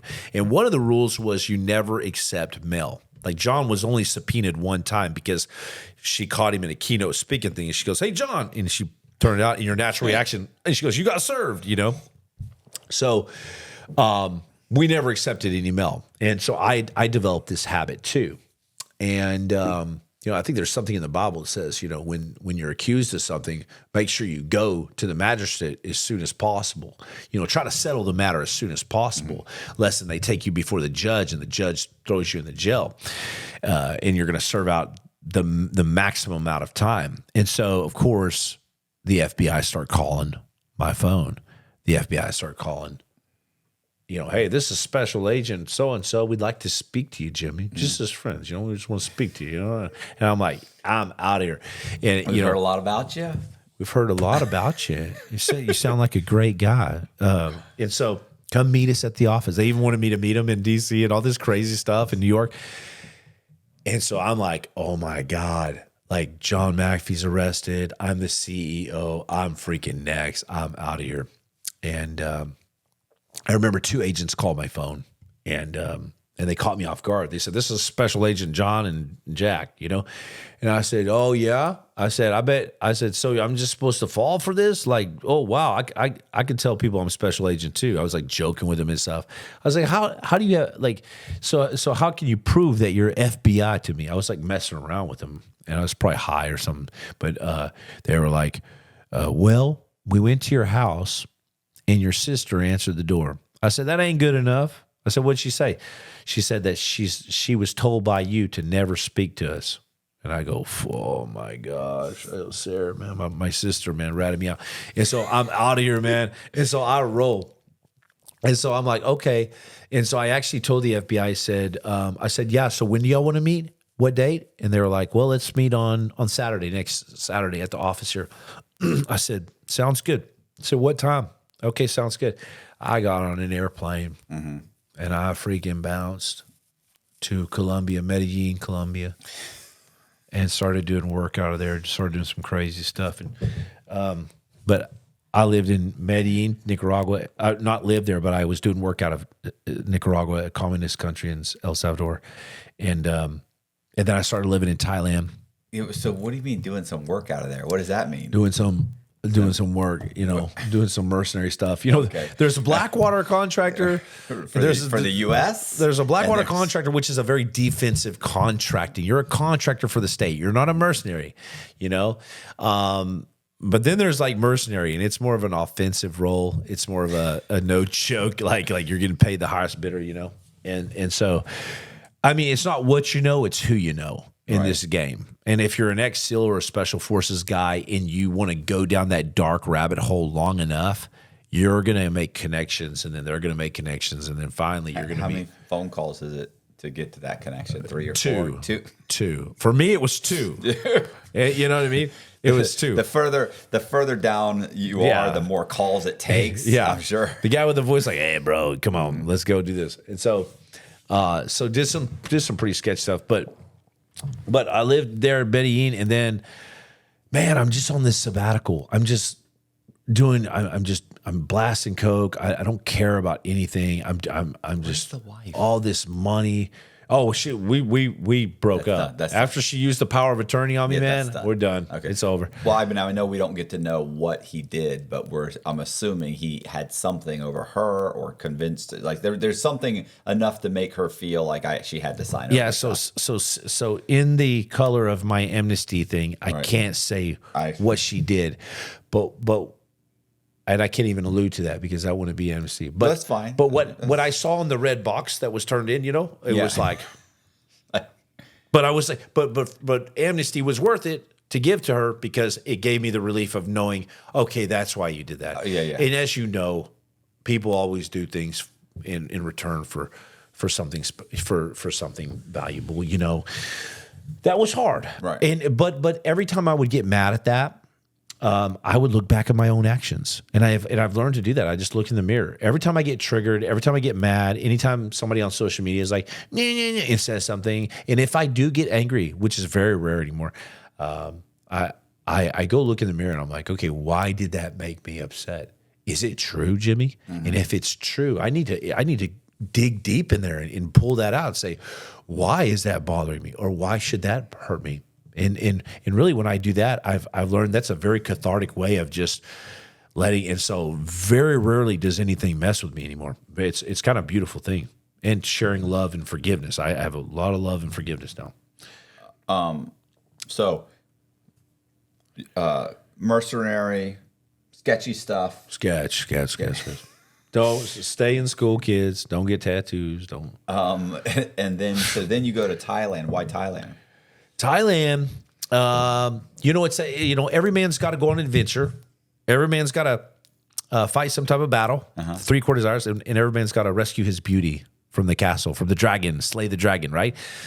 And that's why guys get in a lot of trouble when they go after the wrong or right girls, whatever. But one of those core desires is obviously go on an adventure. So I wasn't done. Right. I was like, I had a lot of money still, a lot of crypto, cashing out crypto, liquidating crypto, 10,000 here, 10,000 here, 10,000, and doing my work on the side. So I had plenty of money coming in. It wasn't going to last forever, but I was like, I'm going to ride this like a Harley into the sunset until I just burn in. And so it wasn't all that fun, but I was definitely doing crazy stuff, big parties, always extravagant parties, and partying on my own little parties, and then partying with a lot of people. But I end up meeting my Russian girl from Moscow in Spain. For some reason, I thought that you were married to a Russian girl before. American to Mongolian Russian. Okay. Straight up from Genghis Khan, yeah. Where did you go to in Thailand, though? Is that... So I meet her in Spain, and I'm so fly by night. We go to dinner, and she's like, I went to Thailand. I went to this place, Koh Phangan, Koh Samui, Koh Phi Phi, all this stuff. And I'm like, oh, yeah, let me check that out. And she's like, swiping her phone like this. And she's like, you got white stuff in your nose. I'm like, don't worry about that, I'm just a mess, man. Right. On our first date, I was trying to look clean. I had white stuff all in my nose. She goes, do you have in your nose? Right. And, you ain't lying to Russians. Americans are like, oh, it's flour? And you're like, yeah. Russians are like, what the heck, man? Get yourself together, bro. Right. Drink some vodka. Stop snoring before you go on a date. And so she's scrolling through her phone like this, going through, and she's showing me this beautiful island, Koh Phangan, but it takes forever to get there. So I'm like, let's go immediately. I have Xanax in my pocket. I'm going to take him on the airplane to sleep on the way there. So we go to Thailand. I lived there for a while, do Muay Thai. Now, I didn't fight professionally, but I was doing Muay Thai, and I did not want to fight after that professionally because my instructor, he had scars all over his face. He had like 300 fights. It's crazy, like a fight every couple of weeks in Thailand. I mean, they're kicking each other in the face. So I figured, okay, I don't want to be kicked in the face But it was great training. It was great to be there. So I know my time is coming to an end. Every time I go through the airports, especially in South America, Colombia, all these places, Nicaragua, San Salvador, all these places, I'm getting pulled out of customs, and I'm always going as a surfer or volcano watcher on these different missions and stuff. But I get pulled out of customs, and I'm like the only gringo. Everyone, you're like, I was like the only gringo getting pulled out of the line, and sometimes the only gringo, but I'd get pulled out of the line, and then my bag would be taken, and then they would take my bag, the same thing every single time, and I would be sitting there in a room for about an hour, and I'd be sweating. I was just like, oh God, I'm going to be arrested. I'm going to keep it cool, keep it cool, keep it cool. So they would always come in, and I would just act so cool, so oblivious, like, yeah, oh, is everything okay? Y'all need anything else? You want me to stay longer? I would always play that game. And they'd be like, no, everything's okay, Mr. Watson. Have a nice flight. It's okay. What do you think's happening there? So this happened multiple times. Later on, I found out that it's the freaking FBI literally tracking me every single move, laying out everything in my bag for some reason, and then they would photograph it. And then, because I later found that out, because the FBI showed me, they're like, check this out. And all my stuff was just like they just saw everything. So did they not have you indicted at the time, and they're just trying to gather evidence for Yeah, indictment? just gather evidence. And I'm thinking, because if they had you indicted, they could just arrest you. Yeah, Okay. No indictment yet. They're just following me, just taking pictures of me, watching me. There'd be people that I'd run into a couple times too many in Colombia. It's like Medellin is a big place. And I'd run into the same guy, white guy. There's not many gringos there. And he's like, oh, hey, what's up, brother? And then he would leave his phone with me and then see me a week later and say, hey, you got my phone? I'm sorry, I left my phone with you. Do you have it still? And I'd be like, no, bro.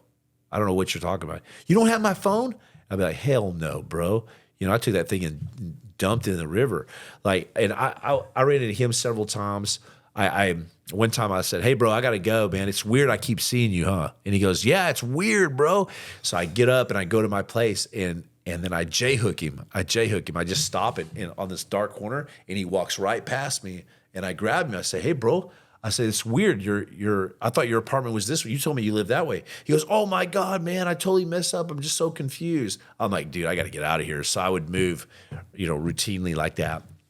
Whether they were casing me for drugs, or maybe I was selling big dope or something there, whatever the case, they were looking for something.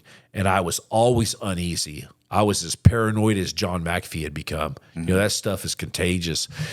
And so I'm just on the run. I know that the FBI are coming at me. Well, what's happened with McAfee at this time? McAfee's sitting in a Spanish dungeon. Okay. A Spanish prison, sorry. I always call it a dungeon. I mean, he was in terrible, terrible condition and shape. There's pictures of him and video of him. And I felt tragically sad for him to be stuck in that prison. After knowing him, after knowing how incredible his storytelling abilities were and how smart he was and how much he had to give just to kind of burn in like that and be sitting in a prison like that, waiting extradition. And I know he was fighting his extradition, trying not to be sent back to America to stand trial. Well, just like, who is it? John Dillinger went back to see his mom one last time. They say all outlaws come back home to see their mom and they get killed or go to prison, right? And so I'm like, I got to go back home. Like, I get this idea, Right. It's not that I'm running out of money, but I was just like, I almost wanted to get caught. I almost wanted to end it. Yeah, it's hard to do what you're doing Yeah. forever.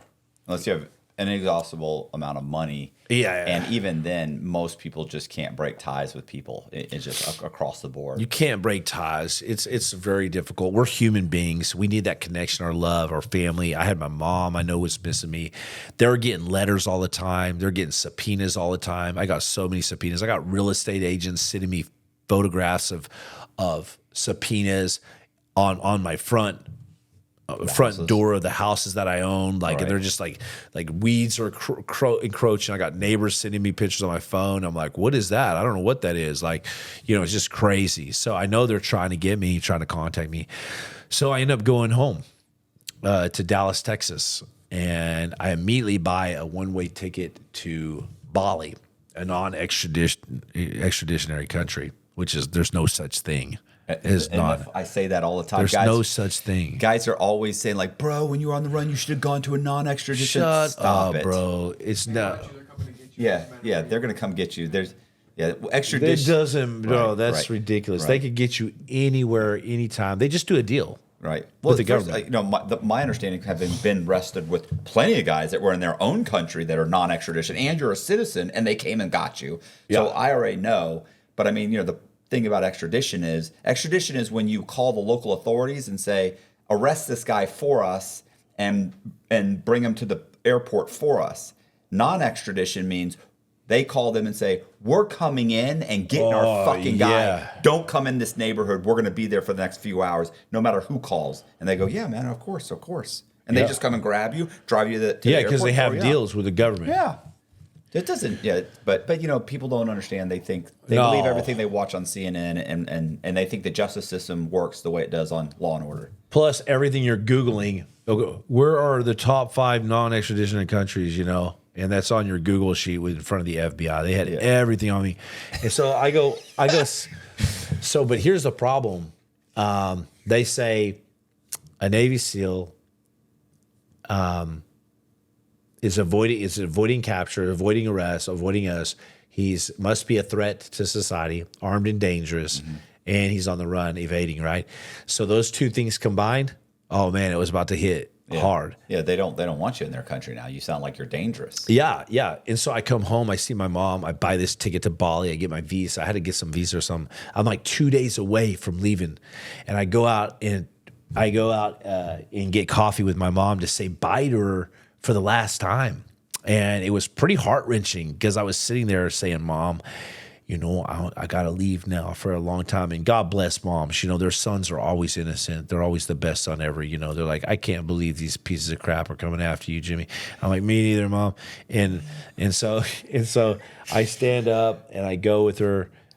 We walk back to her car. I can remember this peace came over me. I was like, what, I take a Xanax or something? I had it. And I'm walking up to our car, and man, this black SUV just pulls up and slams on the brake, and it dang near almost ran over my foot. Like I remember it was so close. And I thought, dude, it's the mob or the law. Somebody to harm me or arrest me, either one. I honestly didn't know what it was, and all I could do was grab my mom and push her behind me because there was a guy just he was hitting the window with his gun, and he cracked the door open, and he said, Jimmy Watson, like real loud. And I just was like, yeah. I was like, yeah, it's me. And I just put my arms out like this, flat out. And man, they just swarmed on me, probably like 15. I always say 15 FBI agents. I think it was around 15, maybe more, maybe a little less. But the Dallas SWAT team was there, cordoning off the whole area because of those two factors, you know, armed and dangerous, which I wasn't, bro. I wasn't doing nothing. I was glad to be caught. I was done. And so there was a big sigh of relief when they arrested me. I go to, I don't go to court or nothing. They just transfer me to, I don't remember going to court or nothing. They just literally transfer me to the county the next day. 2 FBI pick me up and bring me to the Burger King. I get this sandwich at Burger King. Like this, like they said, we got to do this for you or we wouldn't do it, but we have to buy a hamburger for you here. Make sure you remember this. And I'm like, and I don't even get to eat it. You know, I'm in handcuffs. Like, can you take these handcuffs off? They're like, no, you got your hamburger. I'm like, dang. And so I get transferred to FMC Fort Worth, which is a federal prison for all kinds of offenders. You know, it's for medical and all kinds of. The Tiger King was there, Right. and so that was weird. I was watching Tiger King on Netflix incessantly, like all the time while I was on the run, and now here I'm serving time with the Tiger King to the next pod. And my first 4 days were in the hole in the shoe because it was during COVID and I didn't know anything about the shoe. They're like, I guess we got it. They couldn't put me in a cell with this black guy. I don't know why, but they said, nah, you don't want to be in there with him. And so it looks like we're going to have to put you in the shoe. And they were like, actually got concerned about it. And I was like, oh, what's the big deal? So put me in there. I don't care. Right. After 4 days in the shoe, I was like, dude, there's no freaking way. Like I was like, what was that? All right. Like I couldn't believe how inhumane it was. And there was a guy when I got Some guy, yeah. Yeah. Bro, when I transferred out of the shoe, I'm in this big holding cell, and there's this black dude next to me, and he's sitting there with his head down. I go, bro, that was terrible. He goes, how long you do in the shoe? And I said, 4. He said, 4. I said, 4 days, man. It was terrible. He goes, 4 days. He goes, I just did 3 years, homie. And I was like, no, bro. I was like, no. I said, 3 years? I said, they treat us like dogs. And I'll never forget. He says, no. He goes, dogs get to go outside and piss. Yeah. And I was like, dang. Yeah, dogs actually they actually get more square footage than you do. Bro, 3 years inside that place that I was in, man. It was like a basement. That FMC Fort Worth looks like a castle from the outside. It's like, oh man, huge brick walls, scary looking place. And so I go in front of a Texas judge after 5 or 6 days, and everybody's like, oh man, you're gonna be in the feds for a long time, brother. What you did. I'm like, oh man, dude. I'm like, oh, like I'm already thinking, okay, who do I gotta gang? Like all these movies and stuff, you know, okay. Like who do I gotta join? I'm not gonna be one of these dudes that like don't join something or do something crazy, you know? And I remember it's for like what's the charge? Like money laundering or there's wire fraud? 8 felonies for conspiracy money, but it was a lot of money, and it was right. I was a leader in the organization, so, you know. I don't know, man. But I mean, yeah, but typically money launderers don't go to like yeah, I know, right, right. So you don't know that going in. I don't know You're anything, thinking, oh my man. God, they're gonna send me to a pen, and yeah, that's not where you go. No, thank God, man. And so I do like 6 days in this like castle looking place, and they transfer me. Oh, I go in front of the judge for the first time, and my lawyer's like, Jimmy, this is serious. You could be going to prison for 15 years, 12 to 15 with this money. With the money, I go, no freaking way, bro. I'm like, no, man. 12 to 15 years, dude. I said, for what? Like, and he's trying to explain these crypto charges and all this stuff. I paid him 50 grand to tell me I'm going to prison like 1,000%. Like he said, if you had a dice, Jimmy, I paid him 50,000. And the second I sent him the second 25 grand check, right. He literally goes, Jimmy, I want to tell you something. And I said, okay, what are we going to do? Like, what's the defense? He goes, if you put a 1 on a dice with 1,000 sides, and you rolled it, he goes, and it hit 1, you're doing about 2.5 years. I said, that's the best case scenario. I said, did you cash my check? He goes, I just cashed it. And like literally cashed on his phone in front of me like this. He goes, okay, you're going to prison. 1 in 1,000 chance you're good. And I'm like, it's over for me, bro.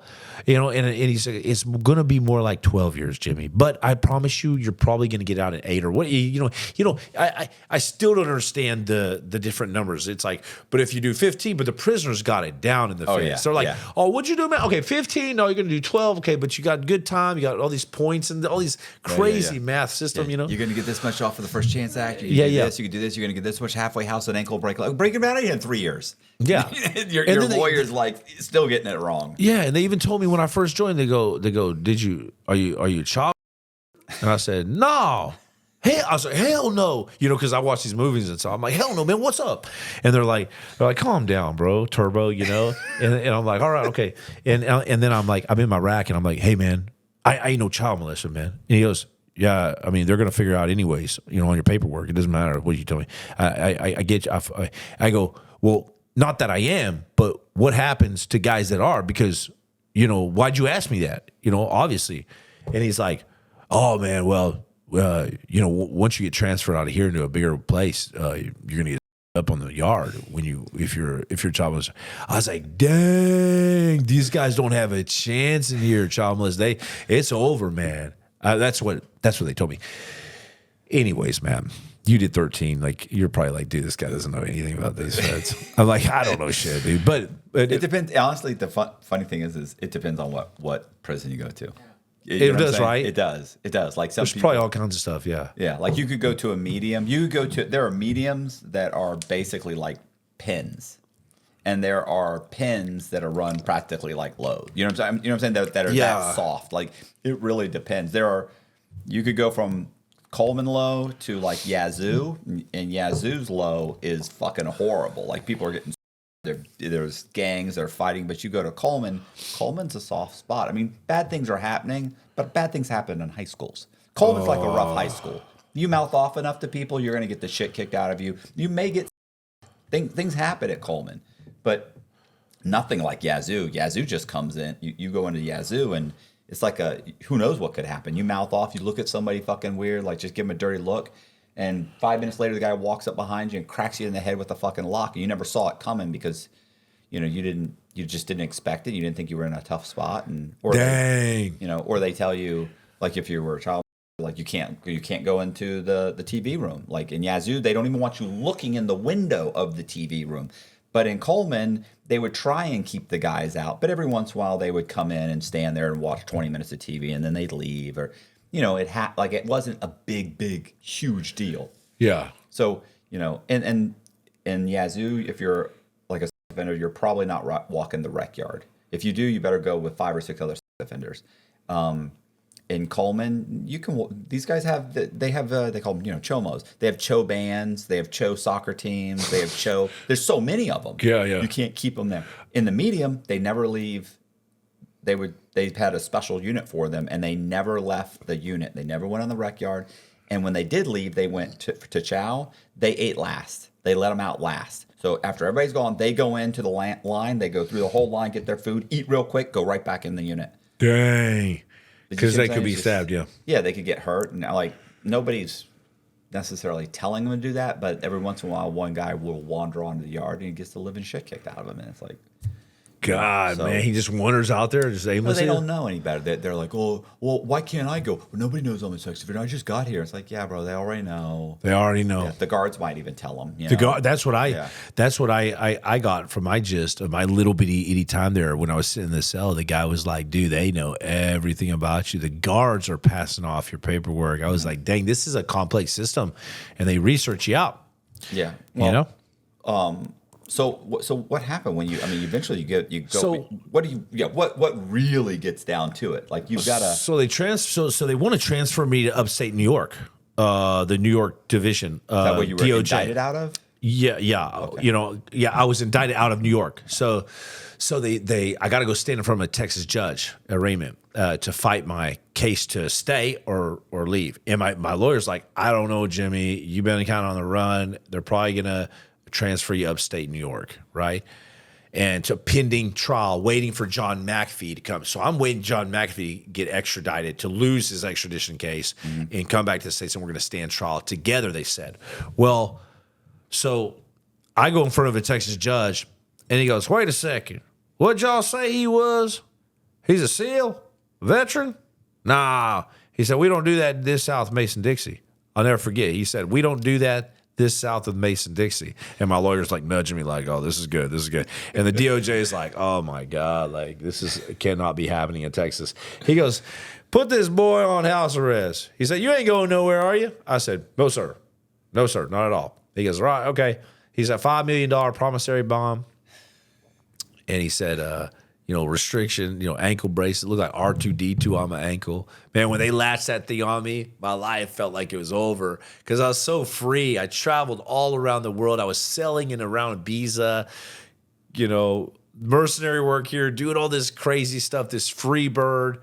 And then they just put this big, modern day chain on me, modern day fetter. Mm-hmm. That's all it is a big ankle mark. I heard they were getting watches now, but they put this thing on me. Super restrictive. I'm having trouble sleeping. I'm like, oh, this is terrible. And I'm basically waiting to die because I know I'm going to lose my case. Right. It's like a 98% chance if you fight it, it's over. And your name's on everything. Like your name is on everything. Like there's no trying to explain but I really didn't know that it was wrong. But it doesn't matter. When they explain it to you, you go, I think I was wrong, but I wasn't thinking, because you're not thinking like that when you're doing things wrong a lot of times. Right. Maybe if you're like plotting to go rob a bank, you understand it's bad. But when you're like doing insider Pelosi trading, you're like, no, this is cool. Let's pass this law right now and make millions of dollars. Nobody will ever really, it's not going to matter. Let's just do it. Everybody's doing it. Right. And that's never a means of justification. Right. Well, I forget the Latin word for where it's basically you have to have knowledge of a crime to commit a crime. That's actually in the feds. That's like not a thing. No. So it's kind of in the conspiracy realm, right? Yeah, it's people You're are part of it. You send a text message, right? It's like saying I didn't. Yeah, I understand that this guy asked me to make a phone call or give this person money, but I didn't know that that was a payoff for that person to go, commit a homicide, right? Yeah. Like I didn't know that was going to happen. It doesn't matter that you didn't know. Yeah. It doesn't matter that you were oblivious to it if you were, in fact, oblivious to it, right? Yeah. It's tough. Oh, I Tough learned shit. some hard lessons there, man. I started learning the legal system about this stuff, and I was like, man, life comes at you fast. Right. You know what I mean? You just like Britney Spears' ex-boyfriend that's working at McDonald's now, at Burger King right now, Right. Anyways, so I'm sitting on house arrest. This is where the story gets absolutely insane. If people are hanging on right now, I go on house arrest. I'm there for a year and a half, and I'm waiting John McAfee to return from his prison in Spain. I hear, so all of a sudden my phone just blows up at my house. And I'm on house arrest. I can't leave. It's really restrictive. My all these text messages. Bro, you hear about John McAfee? Bro, you hear about John McAfee? John McAfee. John. And then my lawyer calls me, and I go, what? And he goes, Jimmy, are you sitting down? I was like, oh God, what? He said, it looks like they found John McAfee in his prison cell hung. He goes, I don't know anything else than that. He said, this could change things for your case, and it may not, considering how long they've been looking for you and how much time they vested into finding you and stuff. He says they generally don't give you a free pass because of this, but we'll see. I say, okay, this is where I lose a father figure in my life. Although my dad was this loving, awesome guy, Right. big shoes to fill. I lose John McAfee out of my life, even though we had some problems. It felt like I lost. You didn't want to see him die. No, of course not. Yeah, you had some demons, and yeah, you had some dark stuff going on. But I loved him for what he had done for me. If there was any good, because there were some great times, there was some beautiful times, and there was some lows, and so to lose him, I was like, man, and then I'm facing all this time. And I'm facing 12 to 15 years in the feds, according to my lawyer and according to others. And so, man, I'm laying there in my bed one night on this little mat my parents put out there for me. Super embarrassing. What am I, 40 years old now at the time, 39, 40 years old. And, I had all these dreams and aspirations, and now I'm just pending going to this federal penitentiary, the unknown, it was super dark for me. Right. And and after all my time, I was super depressed, and I just wanted to end my life, honestly. And so I woke up I couldn't sleep. I just was up at 3 a.m. I'll never forget it. I just started crying, these tears on my pillow, and I just screamed out. I remember my mom saying, if you're ever in trouble, scream out the name of Jesus, in battle. And I had heard guys scream that out before, and I saw them die. A couple in the hospital. I remember a guy calling out from his mom while they were working on him, and then a guy calling out for Jesus. And these guys literally died in the hospital in front of me. There was a sheet there, but you could hear them screaming. It was terrible. A grenade went in their turret. But I remember just my mom saying, "Scream out Jesus," and so I screamed out. I said, Jesus. I said, I'm not asking you to get out of prison. I know I'm going. This is before I found out that McAfee had passed away. So a little bit before that. But I said, Jesus, I know that I'm going to prison. I'm not asking you to get out of prison.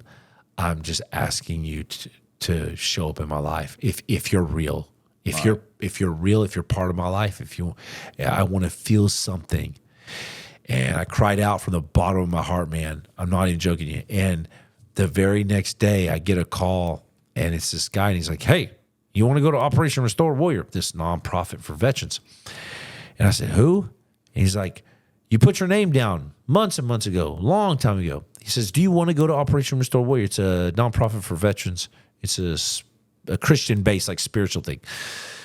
And I'm like, brother, I'm on house arrest. I'm going to prison probably for 12 years, man. I'm sorry, And he goes, well, we don't judge. I was like, okay, but the judge ain't going to let me. The Texas judge, the real judge ain't going to let me. He goes, well, why don't you ask him? He was pretty And I go, you know what? I just cried out at 3 a.m. Right. Here it is, 8 in the morning, and this guy calls me. I'm just so my lawyer goes, okay, let me see. The Texas judge is like, oh yeah, that boy from that veteran, this South Mason, Texas, yeah, let him go for 3 days. God bless that Texas judge. He allows me to go to Operation Restore Warrior for 3 days on the ankle bracelet, all that stuff. I show up there, and long story short, these guys are like, you ready to meet Jesus? And I'm like, guys, I'm sorry, man, but I mean, this is insane. Like, yeah, I'm not going to meet Jesus here. He goes, yeah, well, you're going to meet him, and he's going to tell you exactly what you're going to do for the rest of your life. He's going to give you purpose. I mean, they're so confident. I know. And I'm like, guys, I don't know if you noticed my skinny jeans, which are pretty atrocious, and the ankle bracelet monitor that's on right now. I say, I'm going to prison. You know, I know you don't know anything about me. They didn't know anything about me.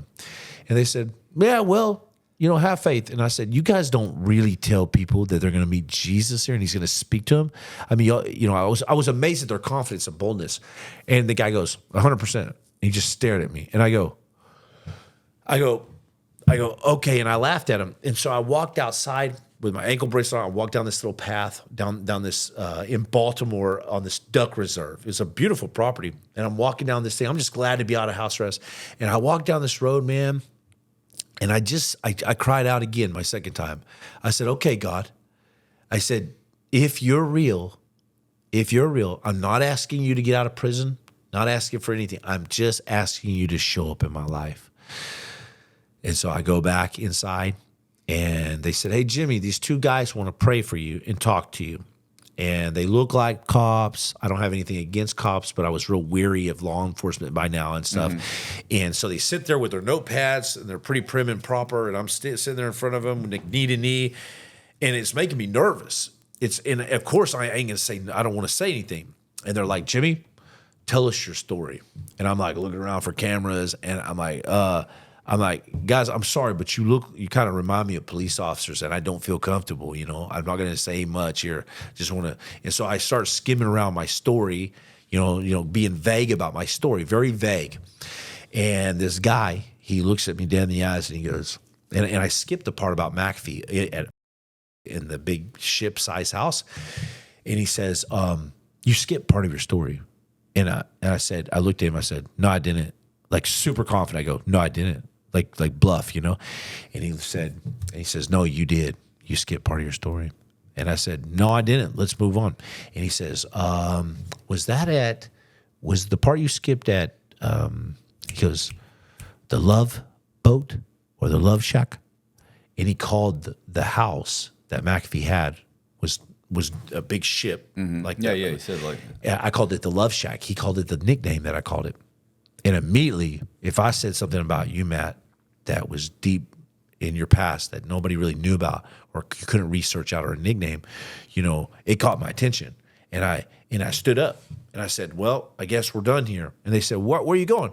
And I said, bro, I don't know what you're doing, but I'm a fragile man, and fragile men do stupid shit and crazy stuff. I said, I don't know what kind of game you're playing here, but I don't know how you know that. I said, but I'm out of here because you're not being honest, and that was scary. It scared me, It scared me. I said, and they said, no, Jimmy. They said, sit down. This is what we do here. And I said, and I just looked at him and I thought, okay, we'll play this game. I said, okay. I said, if you know so much about me and you just identified a house, you were lucky. I said, tell me more. Tell me then. I'm not going to say nothing. If you know about me, I'm done with this interview. You tell me the rest of the part. And he goes, and they looked at each other, and the guy nodded like, okay, go ahead. And he goes, okay. He goes, when you walk through this door of this Love Shack or Love Boat, he goes, there's a jacuzzi on the side on the right, and then you walk up these 3 steps, and there's a screen door, and then another door, and you walk in. And I said, and it was so accurate, I just couldn't believe it. I go, and that's not good enough. He says, okay. And there's a gray metal door, and there's a fake door that covers it. There's an armory where you keep all the weapons. And I said, okay, let's go. More. I don't care. That's not good enough. He says, okay, you go up the stairs. There's an elevator and a cherry door covering the elevator.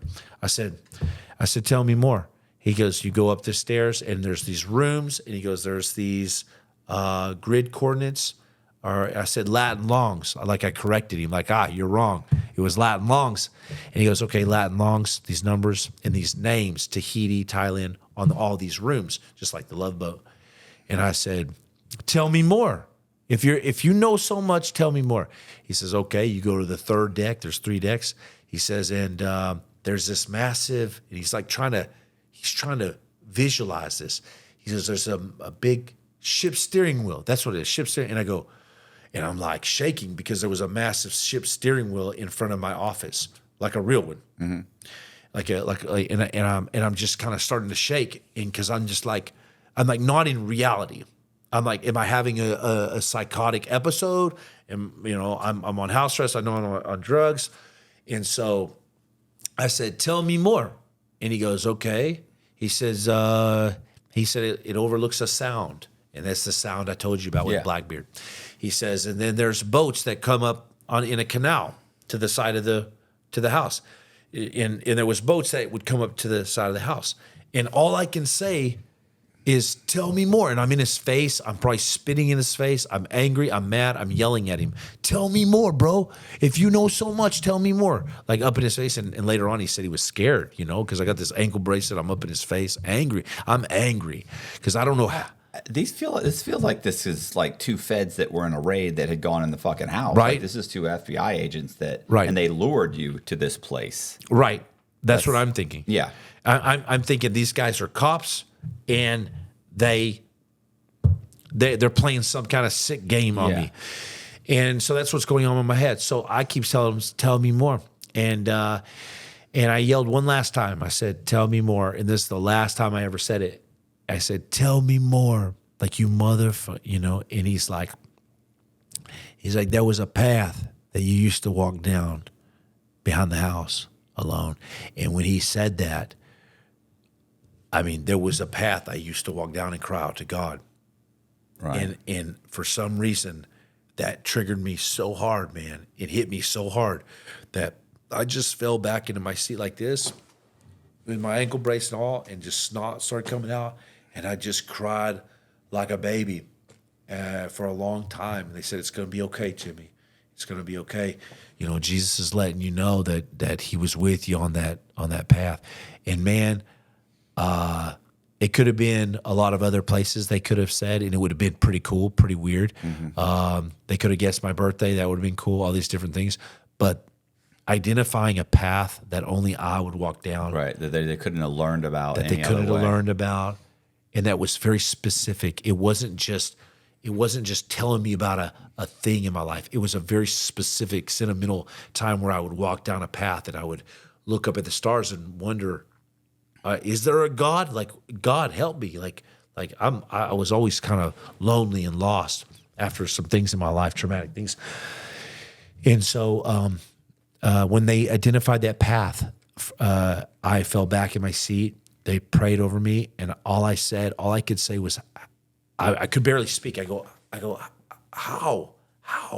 And he goes, I don't know how. He said, I just know that Jesus told me to keep answering you until you believed. And man, that's what it took for me to believe. I don't know. Up until the end here, it made me think of that. I'm sure you've heard this story about the guy who's he's in a town, and the town's it's flooding. You ever heard that? The town is flooding, and everybody's there evacuating the town, and there are people driving by in Jeeps, and SUVs, and the military's there, and they're like, hey man, you got to evacuate, get in the Jeep. And he's like, no, God's gonna save me. God's gonna save me. And then the water gets up so far they can't drive anymore, and he climbs up on the roof of the church, and then the boats are going by, and there's boats going by. They're like, get in the boat, come on. He's like, no, God's gonna save me. God's gonna save me. And then it keeps going and going, goes up past the roof, and he climbs up on the steeple of the church, and a helicopter comes, and he says, and they're trying to lower a basket, and he goes, no, God's gonna save me. God's gonna save me. And they finally take off, and then eventually it gets so high that he ends up drowning. And then when he gets up to heaven, he says, God, I thought you were going to save me. What happened? He goes, well, I sent a Jeep, a boat, and a helicopter. Like, what did you want me to do? Like, that's like for your story, it's like there are all these signs, and you're just going, no, yeah, no way, no way. See this. Yeah. I mean, what did you expect? They're calling you on the phone. They got you down here. The judge sent you to the fucking thing. It took so much for me.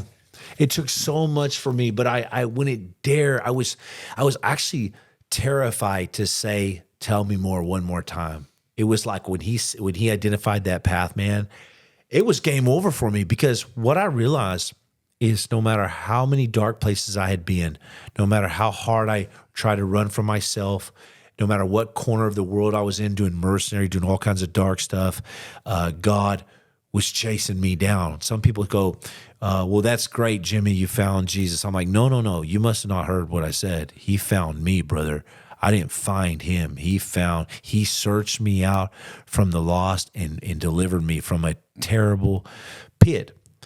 Yeah, it doesn't sound like you found him. It sounds like you were running from him. I was running from God, but there ain't you can run from yourself. You can run from the law like I did, but God is in every dark corner. So, I'm sorry. No, basically, directly after that, the same guy said, I see a chessboard, Jimmy, and basically your case, whatever case is going on with you, is going to be dismissed. I said, bro, you're crazy. He doesn't know. Yeah. He doesn't know. But certain things happen. McAfee was found dead in a prison. And then all of a sudden, my lawyer calls me, and believe it or not, the guy that revealed all that stuff about the house in that dark time, he says, I got a word for you when I was leaving after 3 days. Bro, I left a new man. I was still going to prison. But I was like flying like an eagle. And as I was walking out, he said, I've got a word for you, checkmate. I said, what's checkmate mean? He goes, just checkmate. It's like when you play chess and win or whatever. I said, okay, I'll hold on to that, but I'm going to prison.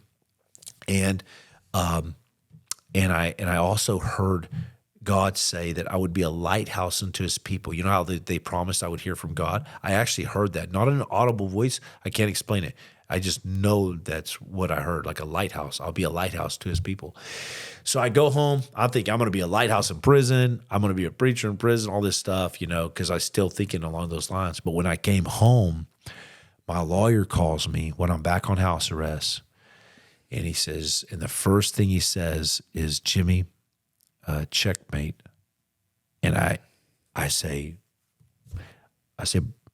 Arnold, what'd you say?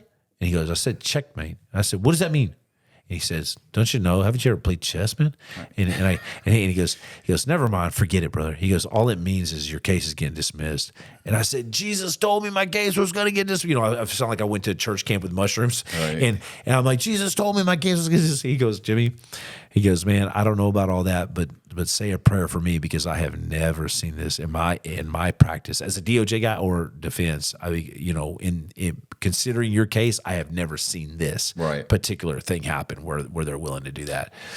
Yeah. Well, I was wondering, the death of McAfee definitely weakened their case to such a degree that it may or may not have been possible to prosecute you. So that was a huge gain for you. But I've also, things like that happen, and they'll still go, most of the time they'll still go forward, but you'll get a much better deal. Like, you're not going to do 10 or 12 years. You might still have to do a few years, but dropping it all together. Dude. So did the FBI ever come and say, hey, can we sit down and talk to you? Like, so you could just explain that, because a lot of times they want to wrap up the case. Like, look, we don't really need information. We can figure it out, but they want to talk to somebody, or did they have enough other people that they could talk to? No, they had so many, man. They had everybody. My lawyer told me that they had they didn't name any names, but I knew from the stories that who it was coming from. It was coming from my ex, coming from some other guys that were. So they could put it together. I fired a lot of guys in McAfee. He was always like, fire this guy immediately. He's dead to me, know? Oh, yeah. And so you become the terrible enemy, right? So I was kind of an enemy of guys. And so from what my lawyer was parlaying to me, it was like, you're screwed, bro. Yeah, but I was gonna say because and I'm thinking, what? They said that about me? I was so mad, man. But because you're betrayal, because you're a bad guy, they've all. Like, once again, then that just strengthens the government's case because they've got. Listen, I know guys that had 3 people get on the fucking stand, and they get found guilty of dealing, 100 kilos of that they've never seen. You know what I'm saying? Like, just because 3 guys got on the stand and said, yeah, he was there. Yes. Well, yes. that's what happened with the Blackwater thing that I was part of. I was part of the Nisar Square, and it's crazy, when you start rising in social media. Not that I'm famous, nothing like that, but when your name is known enough for people in the airport to go, Jimmy, what's up, Touchpoint Nation? Then people are going to look at you from your past and say, I'm going to make him a villain. You are what you say I am, basically you are what you say I am, like Buddha, basically projecting, right? And so what happens sometimes is, like, the 4 guys that were under me for the Nisar Baghdad's Bloody Sunday, they went to prison, right? What is that? I don't know what that is. In Blackwater, there was a major terrible event where 17 civilians got killed. I was the team leader. I decided to go out that day. Now, I have a gag order on me that I can't talk about the actions that I did that day or whatever. But the point is these guys eventually went to prison for 17 counts of violence with a machine gun, an old 1920s law. This is federal to Blackwater guys. They didn't know how to prosecute these guys for war crimes. Now, what really put these guys in prison is Jeremy Ridgway basically turned state's evidence. Totally, just like you said. Jeremy Ridgway, this guy, he testified against all these guys unnecessarily. In my eyes, it was unnecessary to do that to these guys, and totally just destroyed these guys on the stand. Like, he did this, he did this, he did this, right? As a team leader, I refused to speak to the FBI. They showed up at my house I refused to speak to the FBI for 7 years. Now, eventually in the SEAL teams, they forced me by compulsory immunity. Mm-hmm. They said, you're getting full immunity, but you need to come in and tell your story. Well, the FBI thought I was going to testify in a way that helped bolster their case. Right. Boy, when I testified under immunity, it didn't help the DOJ. It bolstered the case, the truthful case of the Blackwater guys. Of course, I didn't see much, but it's all public record. But when you have a guy turn state's evidence, Jeremy Ridgway, and then you have 50 Iraqi civilians that are flown in from Iraq and say all these atrocious things, and then the third and final thing, what do they call a witness that doesn't testify and defend himself? They call him a freaking inmate. And so terrible lawyers, defense lawyers, right, big money shot lawyers, giving these poor Blackwater guys that were under me terrible advice not to defend yourself. They just sit there for years of litigation and trials and just sit there and weren't able to defend themselves based on their lawyer's advice. And I probably would have taken the same advice because, what do you do when your high, top dollar defense lawyer is telling you don't say anything? They should have defended themselves to the max. Well, they didn't. And of course, it was rife with prosecutorial misconduct. But after my testimony, that didn't collaborate their truth, the DOJ's truth, they came after my SEAL career like never before. And the last time I testified in the Blackwater case, there was a mistrial, and then I testified one more time. And that time, I was the CEO of John McAfee's company. And so then I'm wrapped up in a whole nother FBI case. Coincidence? I don't know. That's the one thing I did tell the FBI. I said, guys, don't you think it's freaking weird that you guys have come after me twice? They tried to bury me because of my testimony for the Blackwater guys. After my testimony for the Blackwater guys, they literally sent a letter to my command saying I was lying on the stand. I did this, I did this, I did this. They were pissed at me that I wouldn't work with them. And so, lo and behold, 2 years later, I'm caught up in a whole different thing with McAfee. And I told the FBI, I go, guys, who do you know, besides your friends that you work with, your colleagues in FBI, that has this many run-ins with the FBI on 2 different cases. And they were like, we assure you, Jimmy, this is not related. And I'm like, well, I really pissed off the FBI. I did this, did this. And, and maybe it wasn't related, but just very, very strange coincidence. They said, all we know, Jimmy, is you need to write a book and grow tomatoes after this. Too crazy life. So I agree with him on that, So what do you think happened with him? Okay, what do I think happened with McAfee? When he's in the prison cell, he says like 2 days beforehand, he says he tweets or something that he's like if I die, he had a tattoo whacked like I'm not gonna kill myself. Right. Like make sure everyone knows there's no freaking way he killed himself. You don't think? No, because I go back to my first reaction. Like when my first reaction to when my lawyer called me, I said, I didn't go, somebody killed him. I just said, no way.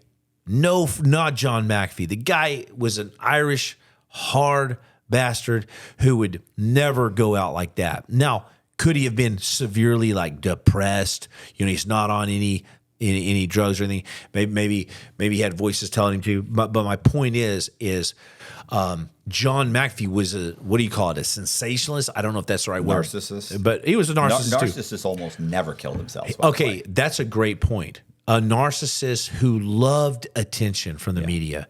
So you find out the day you find out you're getting extradited from the Spanish to America, you lost your case, but you're getting to move from your cell out. And the media's going to cover you. It's a new place. You don't kill yourself an hour after you find out you're leaving your cell.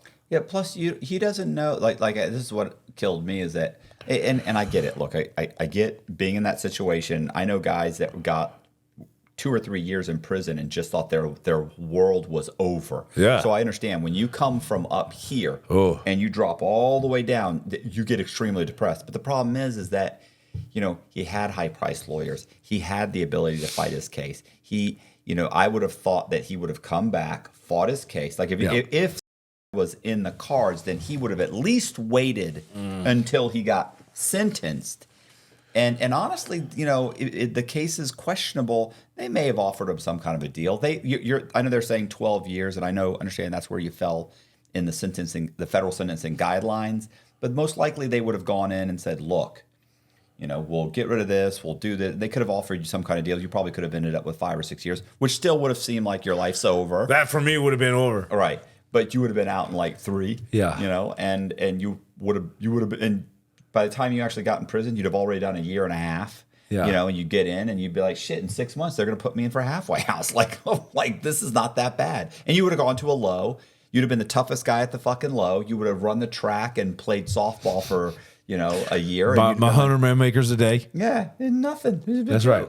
But it's interesting how we mentally you know this. You suffer more in your mind than you ever do. You suffer more in your mind. Yeah, because when it comes in like a flood, you just seem worse. So I that's why it's so important to talk guys out of and stuff. It's like, bro, no, think about it. In a year from now, you could be with the girl of your dreams, you could be making money, all this. That's why I do with my coaching program. I'm like, dude, you don't understand. You have a whole life to live. I have literally been, pounds of pressure, 2 pounds of pressure off of a 3-pound trigger on a gun. And I just shudder to think if I would have done that, considering what my life is now. But no, I don't think McAfee killed himself. It's hard for me to imagine somebody going in there and killing him, but that's extreme because I knew John McAfee, and I don't think he would do that. I don't. Possible. We'll never know. Unless somebody retires someday or comes out and says, listen, I was a part of the team that. Yeah. But it happened. But he was found in his prison, so I don't know, man. Yeah. Maybe he just gave up. He was hung, right? He was hung with with a rope. Yeah. Which is funny because they're not extremely available in prisons. Yeah, weird, right? No, it's not on commissary. Yeah. So what are you doing now? I am doing, I run a full tribe. I really believe in the tribe mentality. It's all men's group. It's men are congregating from all over. I got men coming in from Canada, Austria, Australia, but mostly the United States. And it's so important that we have a tribe. So if anybody wants to come in and have that life-changing spiritual experience, break bad habits, wake up with a spirit of excellence, I do 2 calls a week with all the men there, and we've got an awesome networking, awesome resources, and guys that come in there. Sometimes they're millionaires, sometimes they just got out of prison. We don't judge, and they come in there, and I've got all my mindset courses in there, all my workouts, my Frogman Warrior workouts. But the meat and potatoes, the most exciting thing I do is those 2 calls with the group of guys a week. What are the people that are coming to you? Is this for like business, or is this people that are struggling? Yeah, it's people who want to up their game. It's people who want to make more money. It's it's men who want to completely radically do that. I call it flip that switch in their mind to go from like slave servant, always succumbing to all their fleshly desires, to, addicted, alcoholism, to mighty warriors, to more than conquerors through the power of God, waking up every day knowing and understanding. It's all a mindset shift, understanding that you have a bright future, and here are the tools. Here's the way to go about it. Here's the way out of this situation, and to lead them out of that storm, just like that lighthouse mission. My whole mission is to bring guys back in, to reignite that fire purpose in their life, to give them a new beginning, right? The whole purpose of the lighthouse is not to get them to the lighthouse, is to get them past the lighthouse to the harbors, so they can actually experience a whole new world. And that's extremely possible. And we've had many guys, a part of the Touchpoint Nation now, have life-changing results, especially when it comes to their family and spouses. What do you have, like a website? It's jimmywatson.co. So www.jimmywatson.co, or go to Mighty Warrior 24, my Instagram, social media. Come on over. I've told my story many, many, many times, and I tell kind of a rendition, just like the lighthouse. It goes round and round and round. But really, man, my mission now is to literally radically change as many lives as possible, because I have a good memory, maybe not of school or this or that, but I have a really good memory of pain and suffering in my deepest, darkest times. And when I think about those times, I think, dude, I know what it's like. So no matter how good my life is now, no matter how much money I'm making, how well I'm doing, because I've been fully restored. My life has been radically changed with a beautiful wife. I got a little baby, a beautiful 8-month-old son, a big descendant of Genghis Khan. I've got all this, and I've got a lot of success now coming in. I live in Miami, but I'll never, ever, ever forget those dark times of being a lost ship in the night. So the I almost said chick, the Russian woman you the married, Russian woman, in she'll kill both of us. Spain. You guys went to Thailand. You stayed with her. Yeah. Then you come back to the United States. You get in trouble. You go through all this shit. Yeah. And she stayed with you the whole time? She stayed with me the entire that's not time, an American bro. Woman. No. American women would never do this. Never. You'd be done. This girl. You'd be done. They'd be like, you got to do 30 days? Yeah, listen, I'm sorry. This girl was hardcore. Yeah. You go, oh, I'm sorry, 2 days? The weekend? Nah, I'm sorry. Got to go. No, this girl, Anastasia with 2 eyes, don't ever make a mistake, has stood by my side. I mean, we were FaceTiming at night, in the morning, like on house arrest, and that really helped me get through the whole house arrest thing, 1.5 years on house arrest. And she's been such a strength in my life, man. Hey, you guys, appreciate you watching. Do me a favor, if you like the video, hit the subscribe button, hit the bell so you get notified of videos like this. Please share the video and leave a comment. Check the description box. We're going to leave all of Jimmy's links in the description box. Hit the link, go there, subscribe, follow, do all the things. Also, do me a favor, please consider joining my Patreon. It helps Colby and I make these videos. It's $10 a month. We put Patreon exclusive content on there. Really does help us. So once again, thank you, and I appreciate you guys watching. See ya.